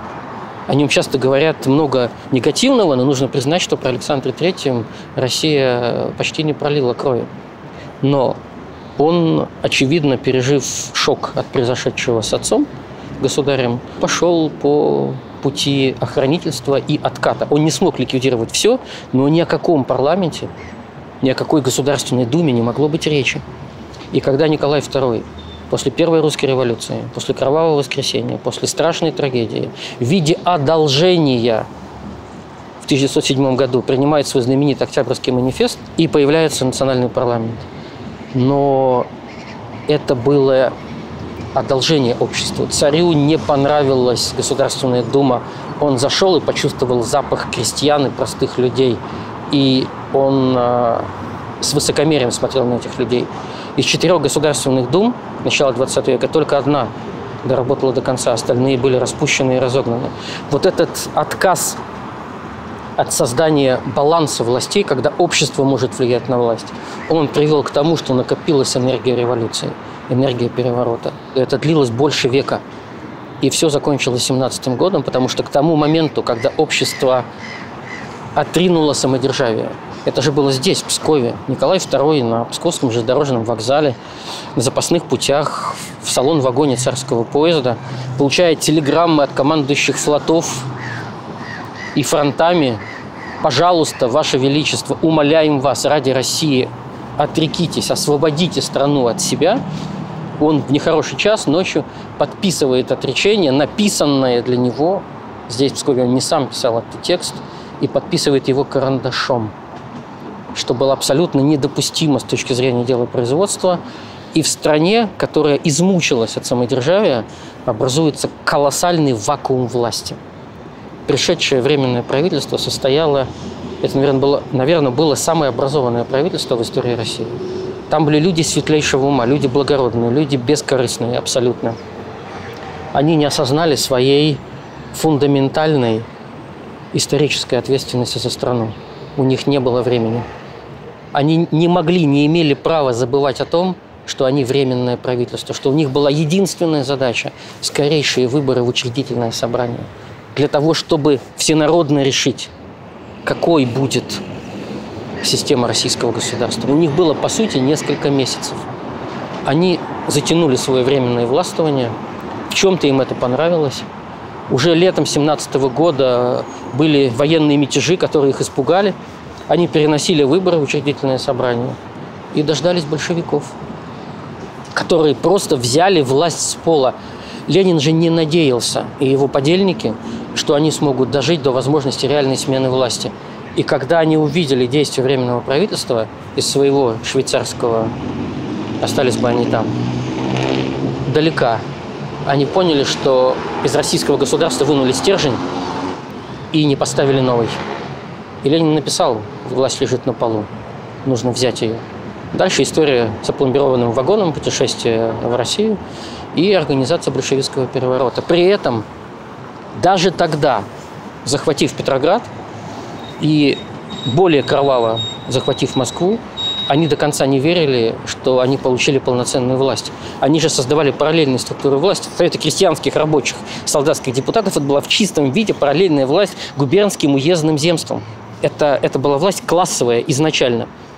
И им казалось, что они создали достаточное количество этих советов, чтобы выиграть выборы в учредительное собрание и украсть легитимность через эти выборы. И они эти выборы проиграли. Они не ожидали этого.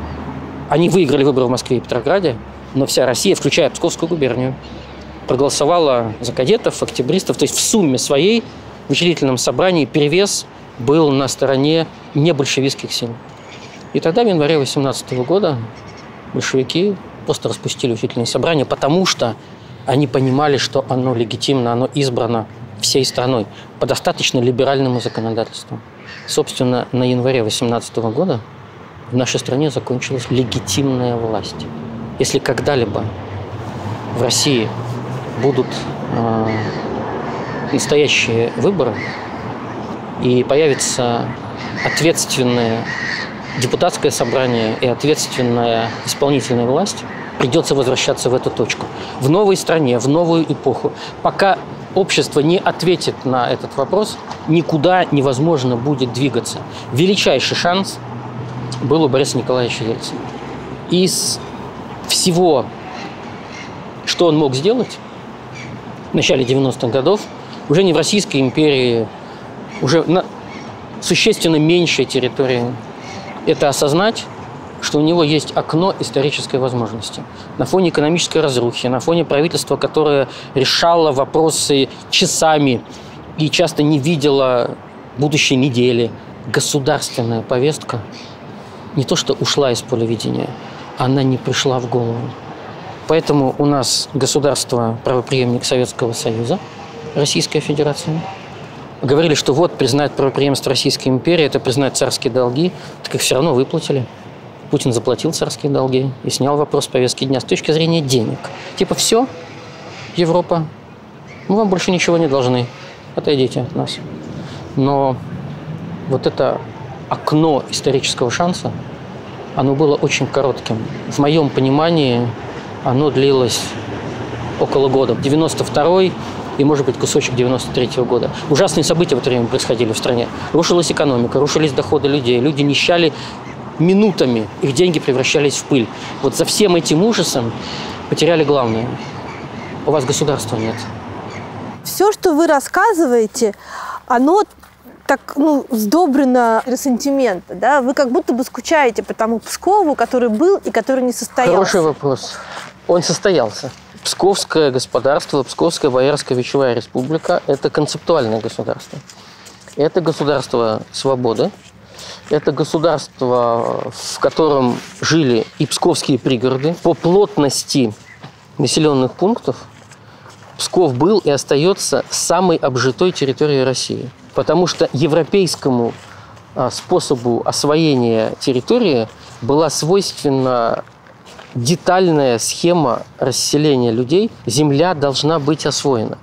Должно быть земледелие, должно быть скотоводство, должны быть укрепленные места, должны быть дороги, не должно быть пустот. Но начиная с 90-х и сейчас Псков один из самых угасающих регионов России. Пскову выпала участь, Пскову и Псковской области, это будет более правильно сказать. На Псковской области видно, как не состоялась идея федерализации России. Мало в каком регионе было столько оснований для того, чтобы стать землей, территорией со своим лицом. Оно есть у Псковской области. И нет вообще такого значимого куска русской истории, который бы не пересекался с Псковской областью. Но на одной истории и на одном воспоминании невозможно организовать современную экономически успешную жизнь. Псков оказался на сквозняке. Псков разнесло ветром. Когда здесь разрушалось, буквально испарялось производство в течение всего нескольких лет, здесь были крупнейшие военные заводы. Ни один из них не прошел конверсию. Здесь было весьма развитое сельское хозяйство, с которым не смогли справиться после распада советского строя, найти ему новую экономическую основу. И люди остались без работы, без дела. Люди стали уезжать. Москва, Петербург, граница рядом, 50 километров до Эстонии, все было открыто.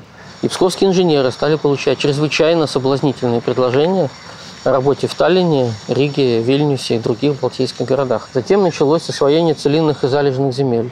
Эшелонами отсюда уезжали молодые семьи, которые до этого работали в псковских колхозах и совхозах, осваивать где-то Оренбургскую нынешнюю область, где-то Казахстан. Уезжали те, кто должен был возделывать землю здесь. Я уже не говорю о том, что война нанесла по Пскову колоссальный удар. До начала войны в Пскове жило 64 тысячи человек.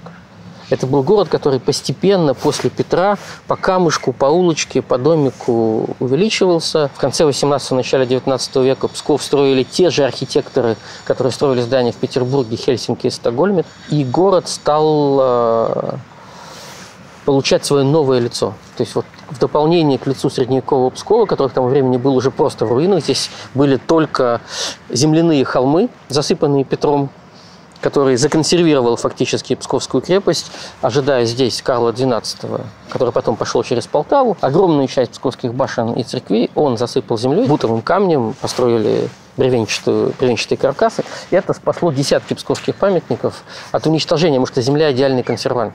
Но так или иначе, Псков средневековый ушел, а лицо нового Пскова, скажем так, малой столицы, уже начинающегося века, оно создано как раз буквально в первые десятилетия XX века, когда город стал приобретать свое, я бы сказал так, уютное величие. Я пытался найти для Пскова максимально точный образ определения, уже зная историю, и я нашел этот образ в Испании, в Саламанке. Мы были на приеме у мэра. Мэр сказала: у нас есть определение Саламанки.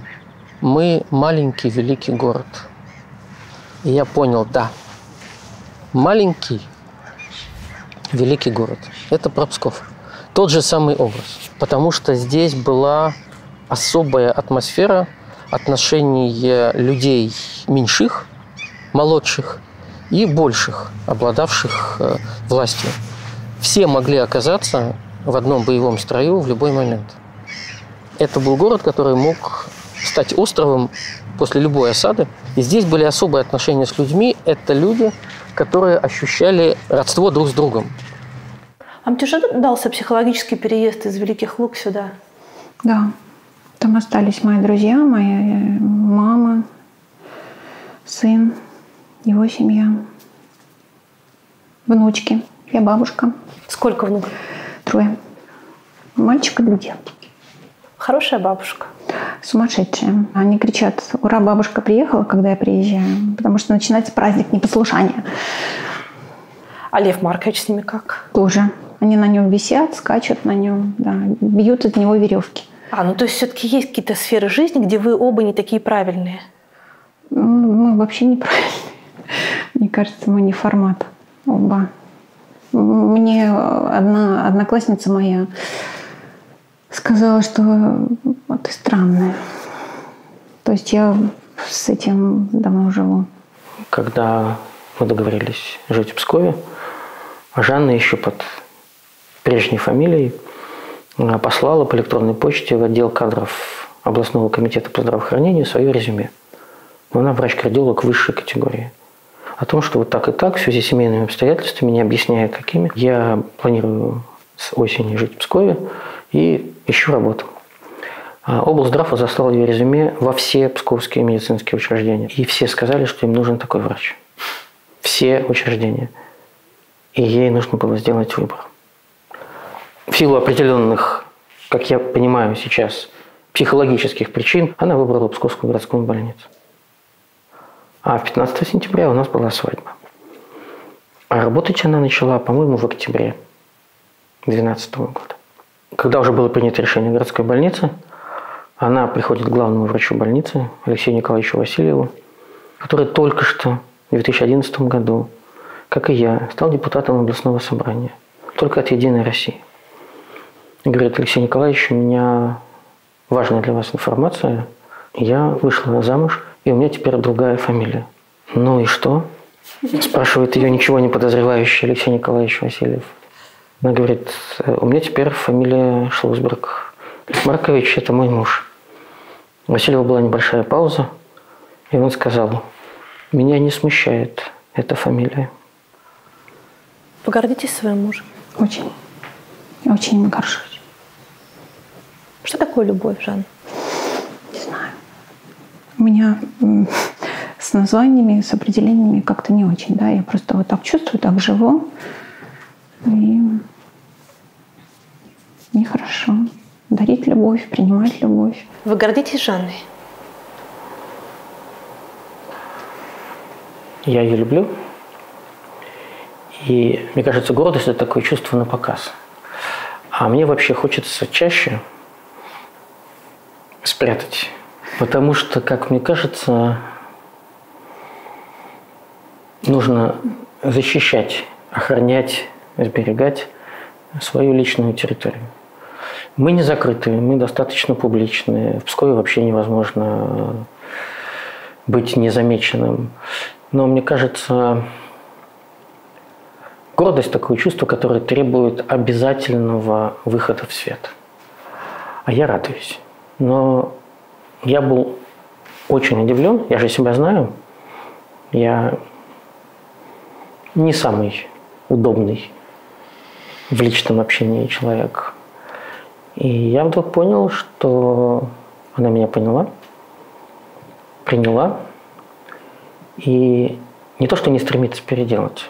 Она видит, какой я. И это не вызывает у нее желания что-то во мне изменить. Конечно, изменились вкусовые пристрастия. Минус сахар, минус соль, минус всякие вот эти вот вещи, которые булочки, мучное, вот это вот все.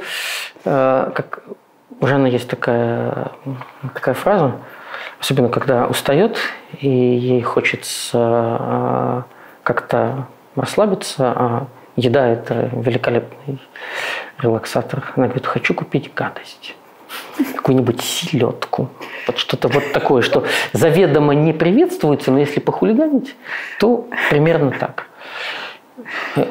Выяснилось, что, оказывается, чай без сахара – это настоящий чай. Я-то с детства был приучен, что минимум ложка, а в детстве так еще и больше. А на самом-то деле вкус чая с сахаром не распознаешь. Это вообще другой вкус. Оказывается, еду не нужно солить, потому что у нее есть свой вкус. В ней достаточно соли. Жанна сказала: все, что тебе нужно, есть в продуктах. Боже, как хорошо, что есть кто-то, кто знает все, что вам нужно. Да, и у меня стали меняться бытовые привычки. Наверное, не все.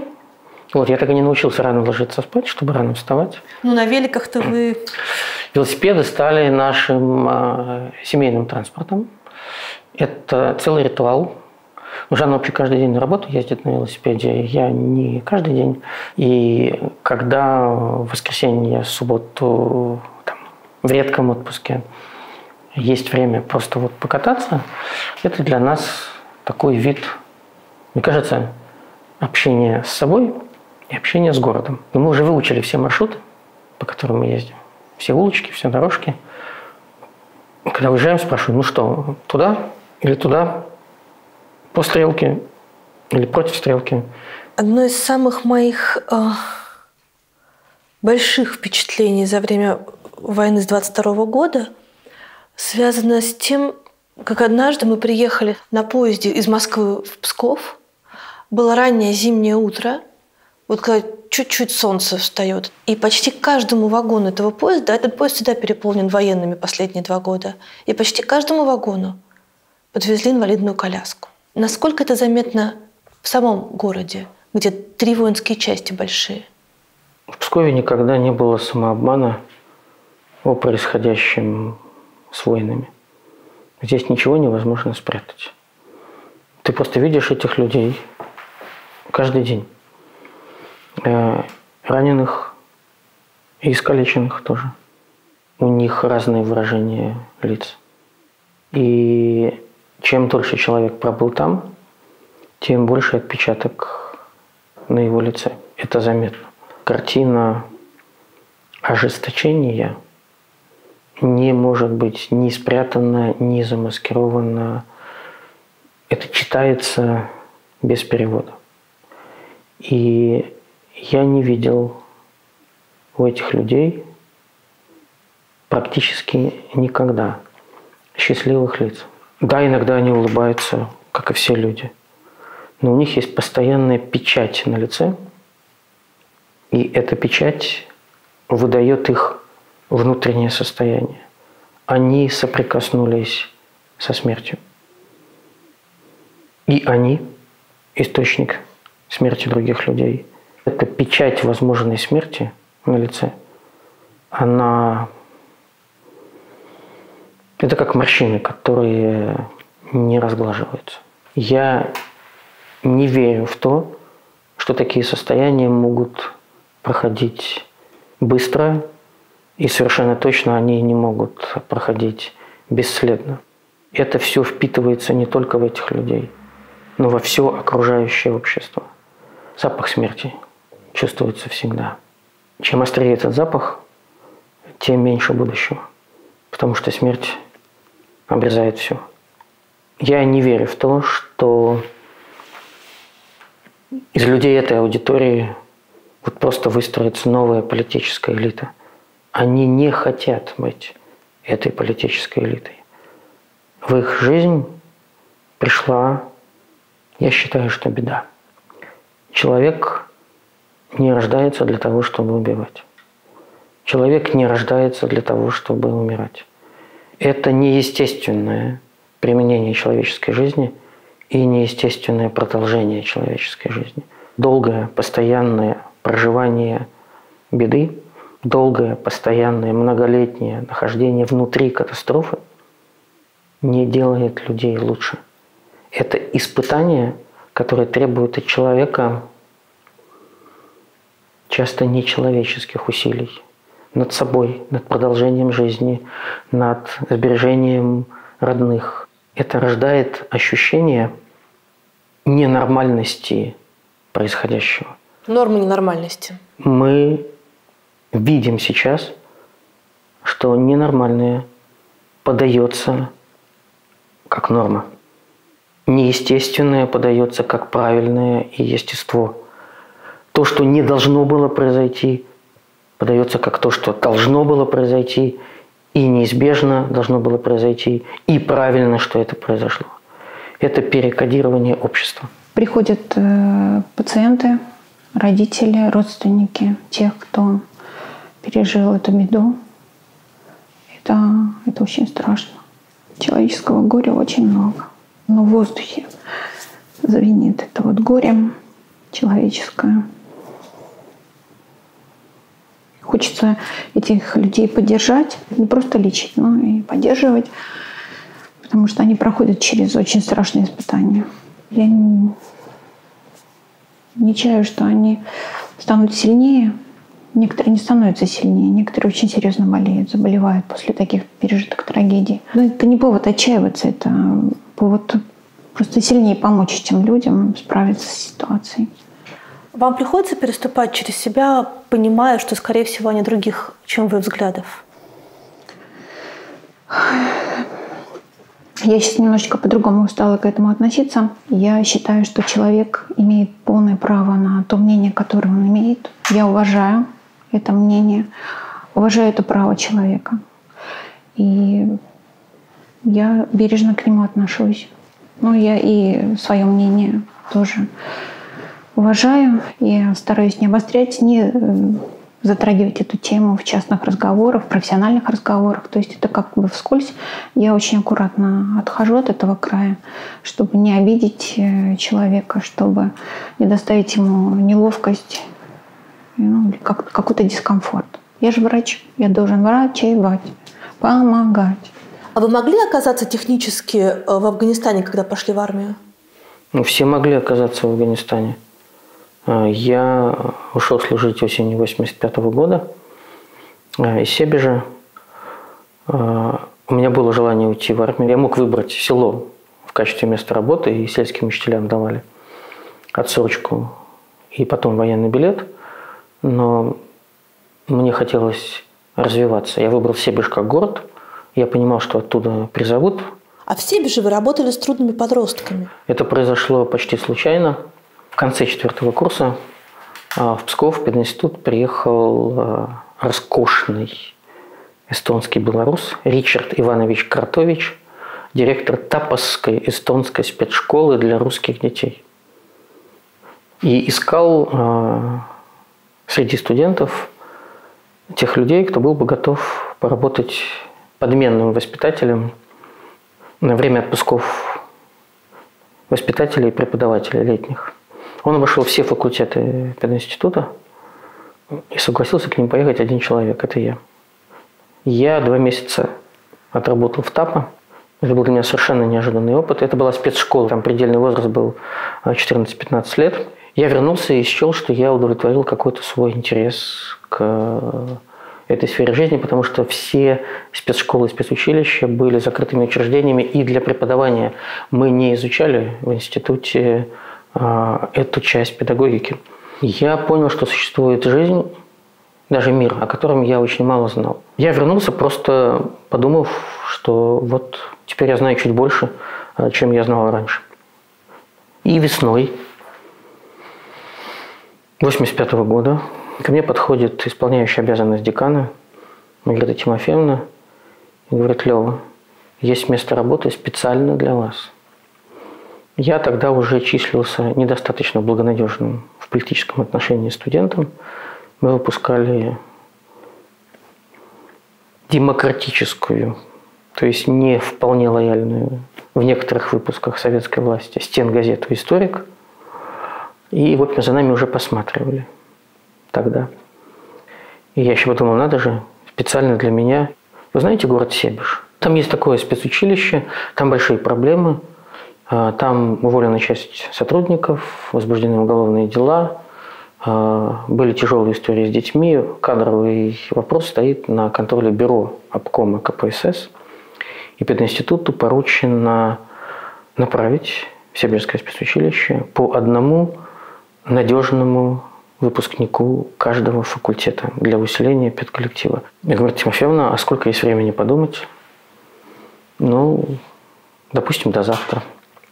Я прихожу домой, сажусь на кухне, беру лист бумаги в клеточку, пишу «за», пишу «против». Я хотел уехать из Пскова после учебы и пожить самостоятельно. Да, плюс.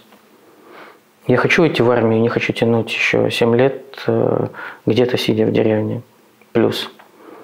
Я недоразобрался в психологии трудных детей в Эстонии. Плюс. У меня есть возможность свободного выбора после армии, свободный диплом. То есть я получаю свободу действий, отслужив в армии. Плюс. Не помню, в тот же день вечером или на следующий день говорю маме и папе: мама и папа, я решил принять такое предложение, поработать в Себеже с трудными подростками, уже не спецшкола, а спецучилище, то есть до 18 лет. Оттуда я выйду в армию. Хорошо, сказали мама с папой. Ты так решил? Значит, ты так решил. Я прихожу в институт, говорю: Маргарита Тимофеевна, я согласен. Как согласны? Потом уже мне рассказали однокурсники, что пока я думал, так совпало, что было какое-то собрание курса. Вот, сказали 2 добрые дамы, сейчас Лёва откажется от предложения. Мы ему все припомним. Все его газеты, мы ему напишем характеристику. А тут я соглашаюсь. А если я соглашаюсь, то я оказываюсь в числе лучших выпускников пединститута, направляемых для усиления педагогического коллектива в Себежское спецучилище.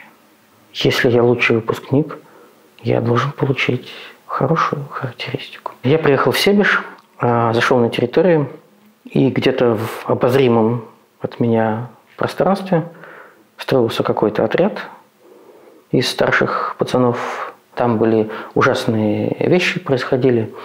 Было возбуждено несколько уголовных дел против ребят. Там было настоящее восстание. Они забаррикадировались в спальном корпусе, бывшем здании Себежского погранотряда, в знак протеста против отношения к себе со стороны мастеров, воспитателей и части режимников. В училище было примерно 270-275 детей и столько же сотрудников, 1 к 1, включая все службы. И вот я захожу и иду, по-моему, от административного корпуса в спальный корпус, где был кабинет заместителя по воспитательной работе, потому что я пришел на работу воспитателем. И мне из этой зеленой толпы, потому что все были в такой форме, это закрытое учебное заведение, срок нахождения в котором определяли комиссии по делам несовершеннолетних, это уже потом При Российской Федерации это стали судебные решения. А тогда внесудебным путем комиссия принимает решение о необходимости воспитания ребенка в условиях изоляции. В этом случае были несопоставимые. Кто-то был соучастником, но не исполнителем, но соучастником убийства и оказывался там. А кто-то просто уходил из школы, бродяжничал, плохая ситуация в семье. И вот эти люди оказывались вместе в одной среде. Это совершенно чудовищный обмен уголовным опытом. Это уже воспроизводство криминальной культуры. И вот вы заходите. Я захожу на территорию, иду между двумя зданиями, и крик, такой возглас из группы: новенького привезли. Откуда? Я говорю: да, новенький. Я буду воспитателем первого отделения. Тут есть первое отделение. Вам было страшно? Нет. Я же понимал, что я воспитатель, я приехал вам 18 работать. лет. Я же закончил пединститут, но при этом у них рост под 190, а у меня мои 164. То есть некоторые детки были выше меня на 2 головы. Но они прошли вот это испытание восстанием, испытание унижением. И я вдруг понял, что они готовы разговаривать на человеческом языке. Потому что они отвыкли от таких разговоров. И мне специально, как я понимаю, как свеже принятому на работу, дали как раз первое отделение, самые старшие, то есть там были сплошь почти 18-летние. Там был воспитателем Вениамин Иванович, но у него не было одной руки. Он говорил: что ты здесь пришел? Я тебя научу, как с ними общаться. Я говорю: Вениамин Иванович, ну люди-то разные, мы же хотим, чтобы они вернулись туда лучше, чем они сюда пришли. Да ничего у тебя не получится. Знаю их как облупленных. А на каждом отделении было 2 воспитателя. Мы работали посменно, иначе не перекрыть сутки. И вот мы оказались на одном отделении, пожилой инвалид, и я, зеленый.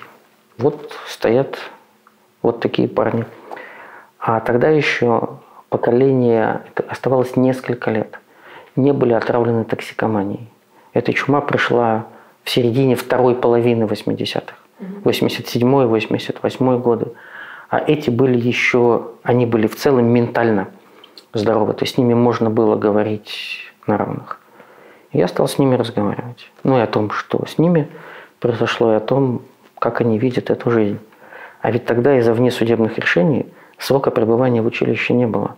Рядовой воспитатель мог в качестве меры наказания добавить любому пацану месяц, 2, 3 реального лишения свободы за невыполнение распоряжения, за какой-нибудь проступок. Это была дикая ситуация. Люди с ума сходили от вот этой неопределенности. А принцип спецучилищ был гулаговским. Их вывели из системы МВД и передали в Минобразование всего в 1964 году. Училища оставались общесоюзными. Они подчинялись не областному управлению профтехобразования, а подчинялись министерству, потому что они все были союзного значения. И детей направляли за 1000 километров.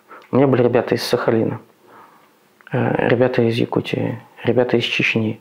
Принцип: чем дальше живут, тем меньше шансов на побег. Они на самом деле убегали не для того, чтобы добежать до дома. Побег был протестом против условий. Иногда просто вот отчаяние, когда человек не понимает, как ему почувствовать свободу. И я тогда отработал всего 2 месяца. Я начал 15 августа. А в армию меня призвали уже, по-моему, 20 октября. Это было все достаточно быстро. Я уходил. Я был уверен, что теперь-то я знаю больше. К ТАПу добавился, вот, пусть не очень долгий, там 2 месяца с небольшим, но опыт Себежа. Меня призвали в Закавказский военный округ. Я там служил. И пацаны стали писать мне письма в армию. Вот эти вот малолетние преступники. Малолетние правонарушители. Преступником человека может объявить только суд, а у них не было суда. Поэтому люди с трудными судьбами, правонарушители, стали писать мне письма в армию. И у меня этих писем 2 посылочных ящика. За полгода до конца службы я понял, что я, скорее всего, вернусь разобраться в том, что происходит с ними, и попытаться найти способ что-то изменить в самой системе. Я вернулся, а поколение уже сменилось. И стали приходить ребята, уже затронутые клеями.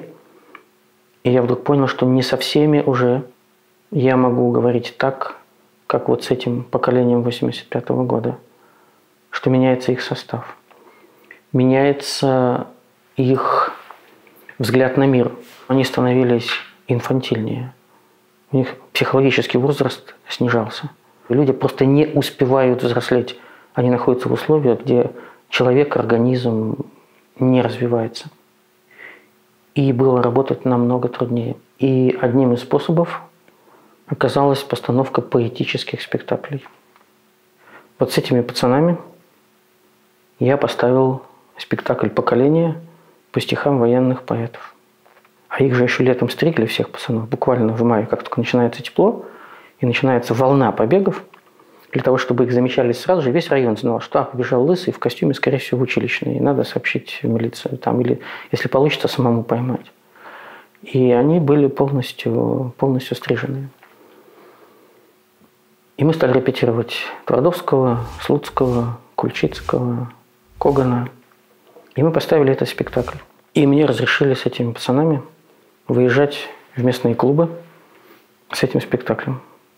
Я выезжал один, мне не давали сотрудника режимной службы. Автобус, я и вот эти мои поэтические исполнители. А многие из них уже к тому времени, поколение так подошло, они приходили в училище, умея читать только по слогам. Потому что такой был уровень их выпадания из школы. А стихи надо учить наизусть. И когда они читали тексты, некоторые из них, не все, но некоторые, читали по слогам. Но потом они их запоминали. И один замечательный Федя из Нижнего Новгорода, я помню фамилию, но, наверное, я оставлю ее у себя, читал «Я убит под Ржевом» Твардовского. Одно из самых трудных стихотворений всей военной поэзии советской. Потому что это поэма на самом деле. И он вдруг понял, я не знаю, что в нем проснулось, он понял суть этого стиха, будучи 16-летним. И когда мы ездили по этим клубам, и там половина всей местной деревенской аудитории – это старики и старушки, пережившие войну в оккупации. Они никуда не уезжали. Они 4 года под немцами прожили. И когда Федя читал «Я убит под Ржевом», они все плакали. Потому что они вспоминали своих погибших детей. А мы с ним потом переписывались, уже после всего. Многие писали уже, когда я ушел из училища и вернулся в Псков. Федя писал тоже. Почти все они оказались в итоге в тюрьме и в колониях. То есть рецидив их настиг. То есть вы их не спасли? Рецидив превышал 90%, потому что они все возвращались в ту же самую среду. Некому было за них бороться. Семьи те же. Если школа, учителя те же. И контроль вот за ними, как за преступниками. А здесь все свои такие же. Все по понятиям. Но некоторые, в том числе и Федя, они продолжали бороться за себя. То есть они сели, вернулись, и вот тогда уже они вспомнили вот эти училищные уроки, разговоры. До них стало не то что доходить, они стали осмысливать свою жизнь. Они стали создавать семьи, стали писать мне, рассказывать, у кого какая семья, у кого дети. И с некоторыми из них уже большие дядьки. Большие дядьки, им далеко за 40. Даже некоторым уже и 50, я думаю. За 50, потому что разница в возрасте у нас была минимальна. А некоторые пишут до сих пор, при том, я замечаю, как они изменились. То есть все вот это время, вот эти наши 90-е, и нулевые, и десятые, они тоже прожили. То есть их путь из молодых правонарушителей, потом для большинства из них в преступники, и потом возвращение в этот мир был прыжком через несколько эпох. Они, когда возвращались из тюрем, они приходили просто в другую страну. У нас не создана в стране в целом системы поддержки и реабилитации людей, соприкоснувшихся с преступным миром. Я когда увидел вот эту систему иерархии отношений между детьми, включенность взрослых в эту ситуацию, я написал статью огромную «Кем живем?». Она была на тысячи и тысячи печатных знаков. Я повез ее в журнал «Юность». И в журнале случился конфликт. И вся 20-я комната ушла из журнала. И публикация не вышла в свет. И тогда я вернулся в «Комсомольскую правду». У меня не получилось с «Юностью». Я снова пришел к вам. Он говорит, ну, давайте попробуем. А текст был журнальный, огромный. А газета была тиражом, по-моему, 19 миллионов экземпляров «Комсомольская правда» в 1989 году. И вышел подвал на 5 или 6 колонок, маленький, с полностью переписанным финалом. Ну, потому что финал не мог быть таким драматичным, как у меня. Но эта статья оказалась огромным. Я недооценил, что такое «Комсомольская правда». Ее читали в министерстве в тот же день. До себя же еще газета не дошла. А мне уже звонили из Москвы, из Пскова с тем, что «а что ты будешь дальше делать?» Я говорю, дальше я хочу обсуждать, как построить систему, при которой дети не будут оказываться в этих училищах, потому что эти училища помогают им войти в эту среду, уже окончательно они не реабилитируют. И я придумал Псковский областной подростковый восстановительный центр возрождения, для которого я мечтал построить здание, где могли бы жить не только эти дети, но и их семьи, если это потребуется, и преодолевать вот эти трудные годы своей жизни. Я предполагал, что это будет возможно. Страна меняется, перестройка – это важный проект. Возможно, он заинтересует власти. А власти он не заинтересовал. Но я получил неожиданный отклик от тогдашнего начальника УВД по Псковской области, генерала Станислава Вячеславовича Осипова, который сказал, ну мне поздно уже приглашать вас на службу, ваши сверстники уже капитаны, вы от них будете отставать, да и вы вряд ли пойдете, вам это не нужно. Вот у меня бывший начальник областного отдела капстроительства УВД стал работать в Фонде социальных изобретений СССР. Они поддерживают социальные проекты. Это интересные люди. Давайте я вас познакомлю, вдруг что-то получится. А второй организацией, которая меня поддержала, был областной комитет комсомола, который тоже искал способы найти формы работы с трудными детьми. И вот первыми несколькими тысячами сложенных денег и предоставленным уголком с письменным столом, тогда еще в комсомольском комитете, мы начали работу по созданию служб помощи детям. Притом комплекса не только детям, но и родителям. Служба трудоустройства, потому что их невозможно было устроить, никто не хотел брать их на работу. Швейная мастерская для девочек, столярная и художественная с резьбой и росписью мастерская для мальчиков. И мы поддерживали эту организацию за счет благотворительных денег.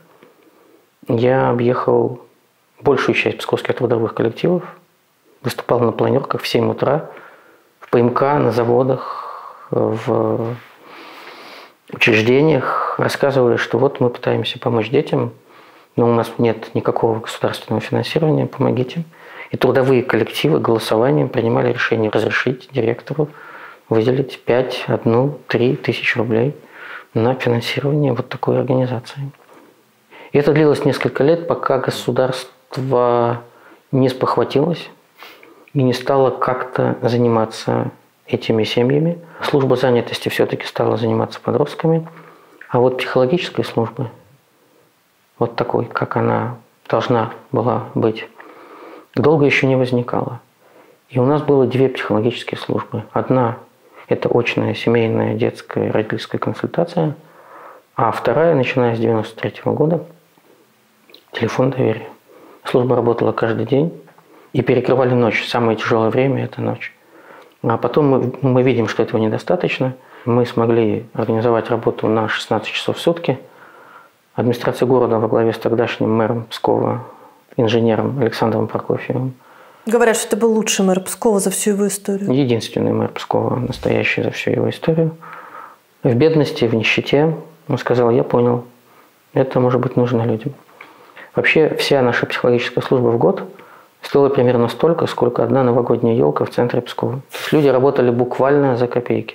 Но мы им оплачивали по тарифной сетке эти часы, и у нас одновременно в службе работало на пике свыше 25 психологов.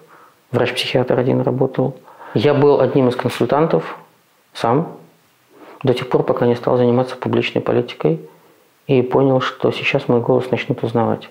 Обязанность консультанта службы помощи по телефону быть неузнанным. Мы все работали под псевдонимами. Это ли история, связанная с тем, как из абсолютно нерешаемые проблемы, казалось бы, или проблемы, которые никто не хотел решить, можно построить что-то совершенно новое, помогающее и устремленное в будущее? Вот эта ли история вас приучила или, может быть, подарила вам надежду на то, что любую безвыходную, любую чудовищную ситуацию можно изменить к лучшему? Не знаю. Я в каждой ситуации, в которой оказывался, сначала старался видеть, а потом научился видеть человеческое, иногда в нечеловеческом, и правильное в неправильном. Это, возможно, было и остается каким-то упрямством, но я исхожу из того, что человек рождается человеком. Потом с ним происходят разные события, часто трагические. Они меняют человека. В том числе они меняют его представление о своей жизни, об окружающей жизни. Но я от общения с людьми всегда испытываю радость. Мне нравится, когда человек расправляет крылья, когда человек чувствует себя человеком. Он становится собой. Он начинает отвечать своему предназначению. Задача в том, чтобы сделать человека из слабого или уставшего сильным, вернуть ему силы. Иногда нужно сначала утешить. Нужно принять состояние человека, в котором он с тобой встречается. Ты не можешь ему сказать, что ты неправильно себя чувствуешь. Ты чувствуешь себя правильно так, как ты сейчас это видишь. Но всем нужно будущее. И вот эта необходимость будущего – это фантастическая подъемная сила. Когда человеку нужно будущее, он начинает бороться за себя. И это может менять историю.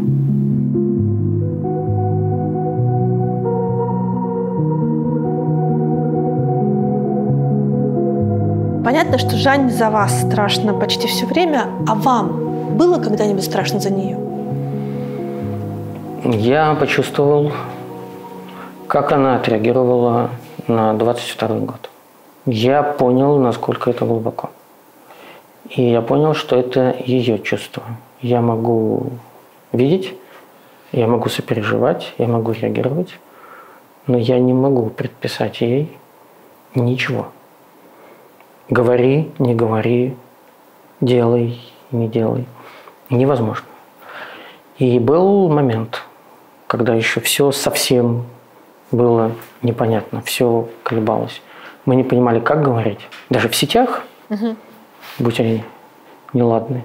Мы же искали этот новый птичий язык, чтобы он был честным, но чтобы он не вел за грань. Поэтому конец зимы и весна 22 года – это период очень больших волнений. То есть никогда она работала в ковид в больнице? Это другой страх.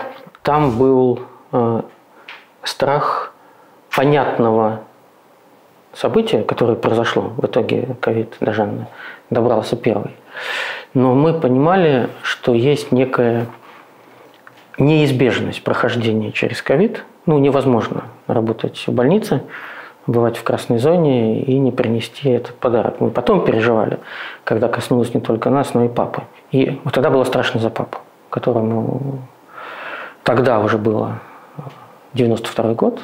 Это было испытание колоссальное. Я обратил внимание на то, как Жанна приняла ковидную историю. Ведь чаты врачей межнациональные возникли стихийно совершенно. Люди учились просто в режиме реального времени, как реагировать на этого дракона. И я вдруг увидел, как она включилась в этот процесс именно как специалист. Не то, чтобы они дергали дракона за усы, они же с ним начинали бороться всерьез, всеми силами. И Жанна чуть-чуть рассказывала о том, что происходило в больнице. Какие-то ситуации, не то что трогали, это было очень трагично. Просто очень трагично. А вы понимали, что вы ничем не можете ей помочь? В медицине ничем. А по-человечески мы жили в одном доме. Это и была наша поддержка. Мы когда заболели, почти одновременно, я с небольшим опозданием.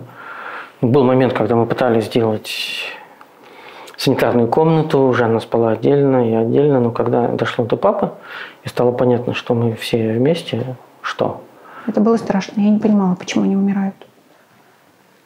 То есть я как кардиолог я понимала, но я не понимала, почему вот он 20 минут назад он со мной разговаривал вполне связно, а тут вот он ушел, его уже нет. Наши кардиологические пациенты в реанимации кардиологической немножко по-другому умирали. А этого человека просто как будто бы вот свечку задули. Ничего невозможно было сделать. У него просто были легкие расплавленные, да? И он держался до последних минут, а потом просто угасал, как свечка. Вы Льву Марковичу дома про это рассказывали? Я приходила и плакала. Я вышла первая. У меня хватило уже сил на то, чтобы заниматься папой. Вот, мы его лечили дома. Он молодец, он боец. Да, он боролся. Он боролся за себя. Он говорил, все, наверное, все. Я говорю, как это все, когда не все? Идем на кухню, едим на кухне, хотя это всего 15 метров, обязательно идем. Нельзя лежать, нельзя застаиваться, нельзя залеживаться. Двигаемся. 4-5 дней были качели. И очень высокая температура. Сатурация падала. И вдруг я вижу, что по полшага, буквально, по какой-то тени, он вылезает. Меняются эмоции, уже более сильные, появляется аппетит. Думаю, надо же, Он не согласился с тем, что это финал. Если пациент хочет жить, врачи бессильны. Я обыкновенный кардиолог. Я просто люблю свою работу. Мое отличие от коллег, может быть, я больше внимания могу уделить каким-то волонтерским проектам, которые мне интересны, которые меня подпитывают эмоционально. Я веду школу сердечной достаточности. Я учу тех людей, которые приходят на занятия, как можно сберечь свое здоровье или добиться максимума при имеющемся заболевании, как можно лечить заболевание так хорошо, что этот пациент не будет отличаться от здоровых. Моему проекту уже 10 лет, и он мне очень нравится. Мы придумали еще такую нашу псковскую русскую народную забаву, прогулку с кардиологом и пикник с кардиологом. То есть я стараюсь использовать разные формы общения с пациентами для того, чтобы найти к ним ключики. Мне кажется, очень важно, чтобы у пациента, у любого человека был какой-то канал общения с врачом, какой-то неформальный.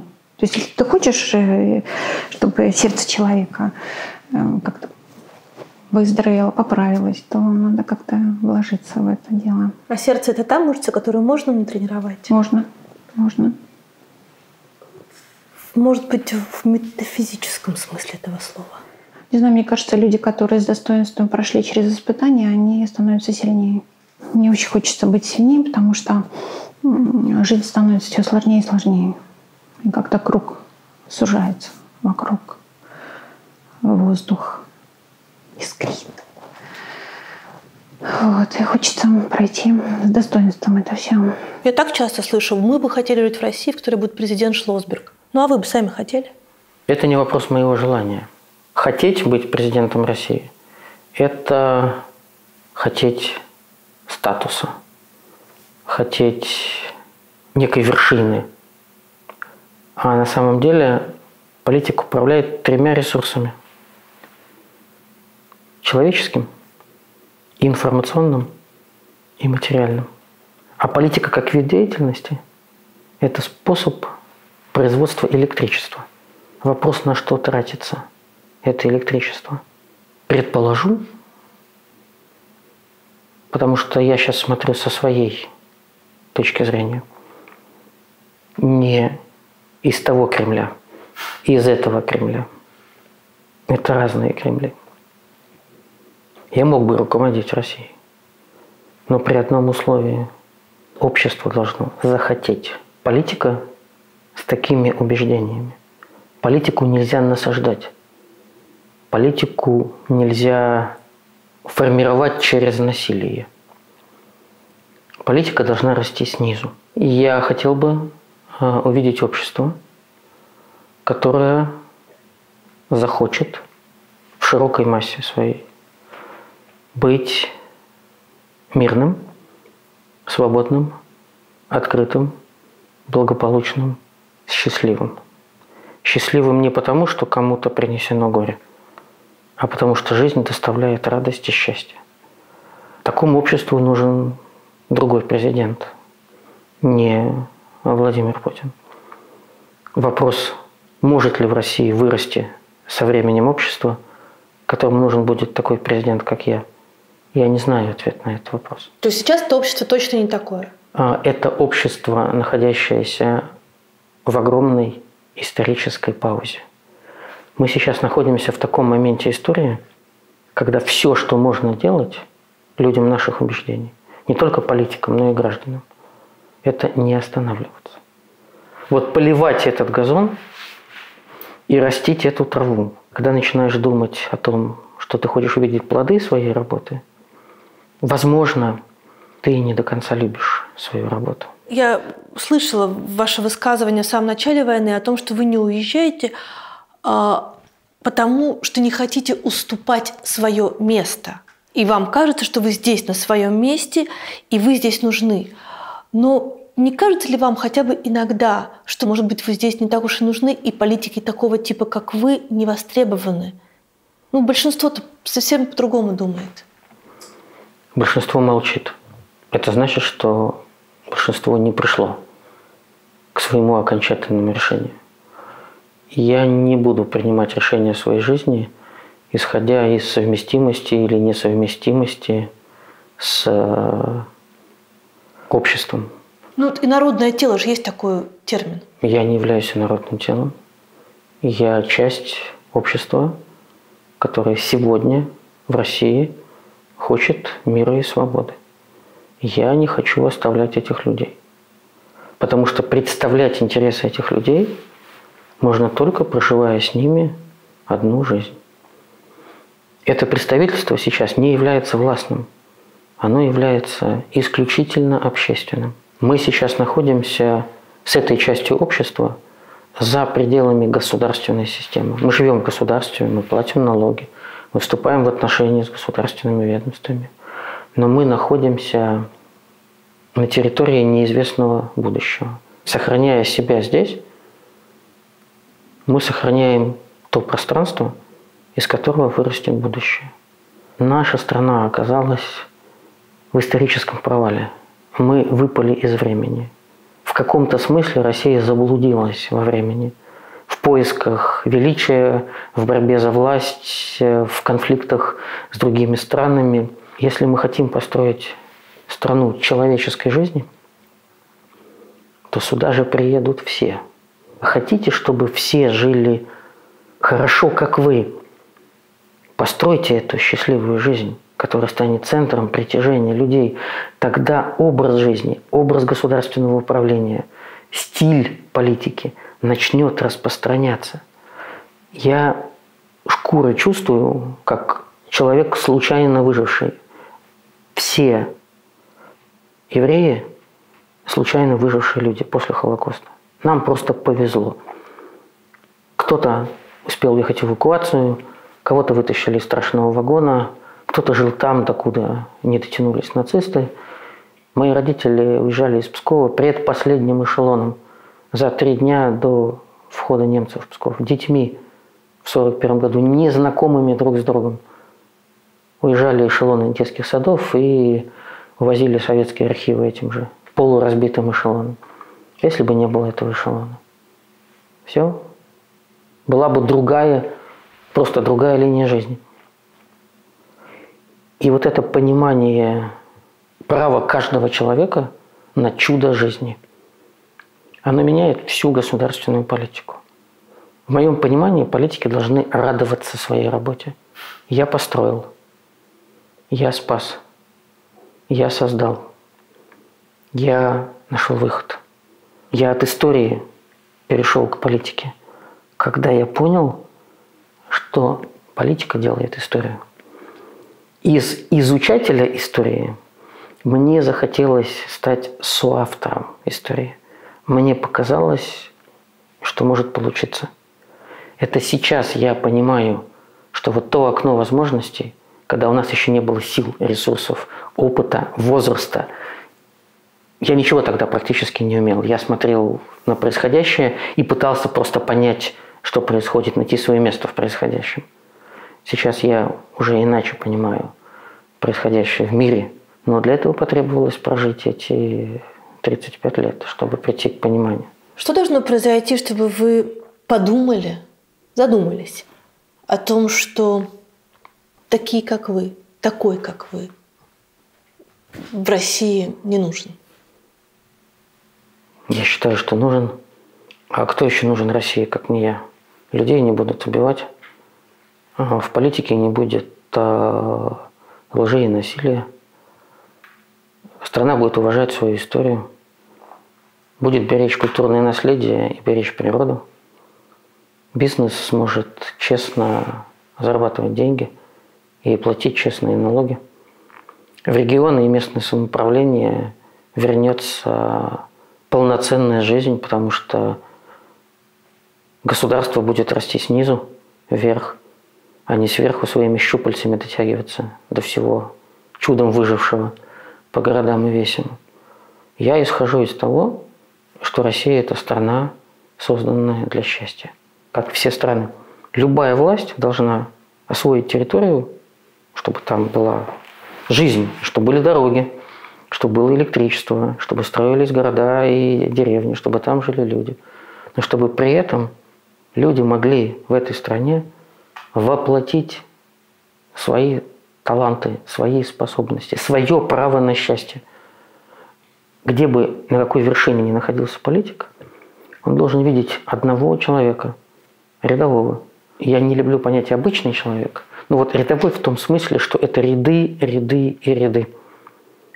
Что каждый этот человек имеет право на свое маленькое личное счастье, на свою личную жизнь, на свою личную радость, на свою семью, на то, чтобы порадоваться своим детям, порадоваться своим внукам.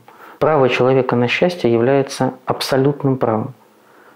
Если выстраивать политическую систему вокруг естественного права человека на счастье, вы вдруг поймете, что вы можете, конечно, иметь большую и мощную армию и воспитывать военнослужащих в готовности пойти на войну. Но при этом вы будете делать все для того, чтобы они отслужили всю свою карьеру, никого не убив. Потому что у них тоже есть право на жизнь, право на семью, право на детей, право на счастье. Просто у них такая профессия. И она заслуживает уважения. Но это не повод, чтобы люди этой профессии каждые 10 лет или даже 5 лет погибали тысячами. Мне кажется, что время экономического благополучия, время развития потребительского общества, ведь после войны огромный поток благоустройства человеческой жизни был связан именно с повышением бытовых экономических стандартов в человеческой жизни. Это людей воодушевляло. У людей появились другие дома, другие квартиры, другие машины, другой уровень быта. Это все вызывало долгую, многолетнюю радость, совершенно обоснованную. Но упустили, увлекшись этой материальной стороной благополучия, основы политического жизнеустройства. Забыли о главной цели политиков – обеспечивать жизнь, а не смерть. Обеспечивать радость, а не горе. Это все нетрудно понять. Просто если ты понял, к чему может привести твое решение, это может потребовать пересмотра всей картины мира. А если подгонять жизнь под твою картину мира, как ты ее видишь, то картина получается с кровью. Будет Шлосберг президентом в России? Не знаю. А вы бы хотели? Нет. Я тревожусь о него. Но вы ему не говорите. Иногда говорю. И что? Он находит слова, что мне становится хорошо, отпускает. Он очень умный, он невероятно умный. А еще он невероятно чистюля. Вот он по жизни даже в быту, он не только в политике, у него абсолютно белые перчатки. И всегда чистые. Мы пошли в поход, мы попали в грязь. Я пришла вся изгваздалась. Мне надо сразу в душ полностью все снимать. Я смотрю на льва, а у него там чуть-чуть. Вот сейчас в него летят эти комья грязи. От него они отскакивают. Они не пятнают его. Есть образ в буддизме лотоса, который растет в болоте. Да? В болоте вода колышется, эта грязная вода попадает на листья лотоса, и капли эти слетают с него. А лотос остается прекрасным белоснежным лотосом.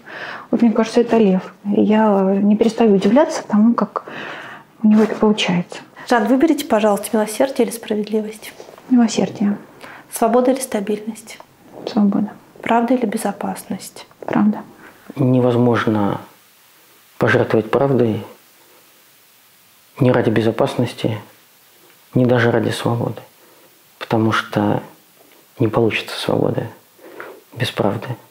Я в своей жизни не помню такого опасного времени, как сейчас.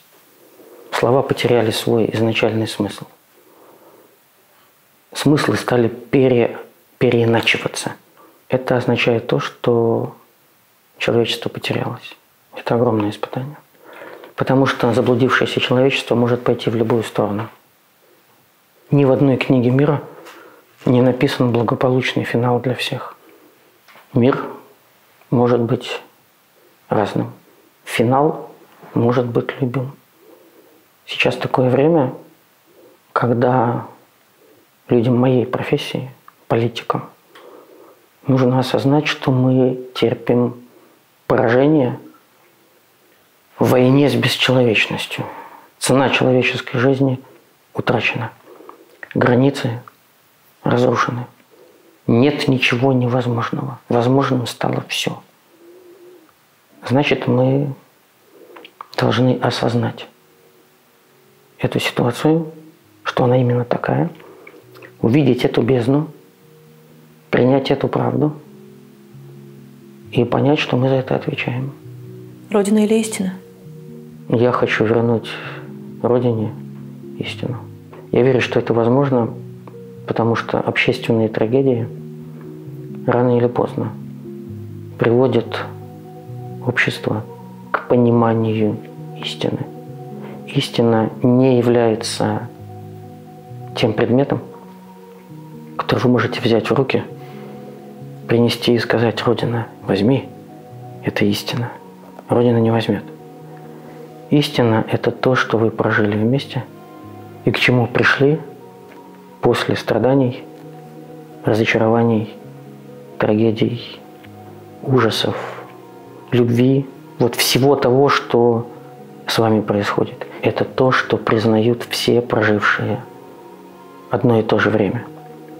То есть истина – это понимание себя. Это потребует большого пути. Он может не завершиться на нашей жизни, но это не повод не идти. Потому что если мы остановимся, то кому-то завтра будет труднее и дольше.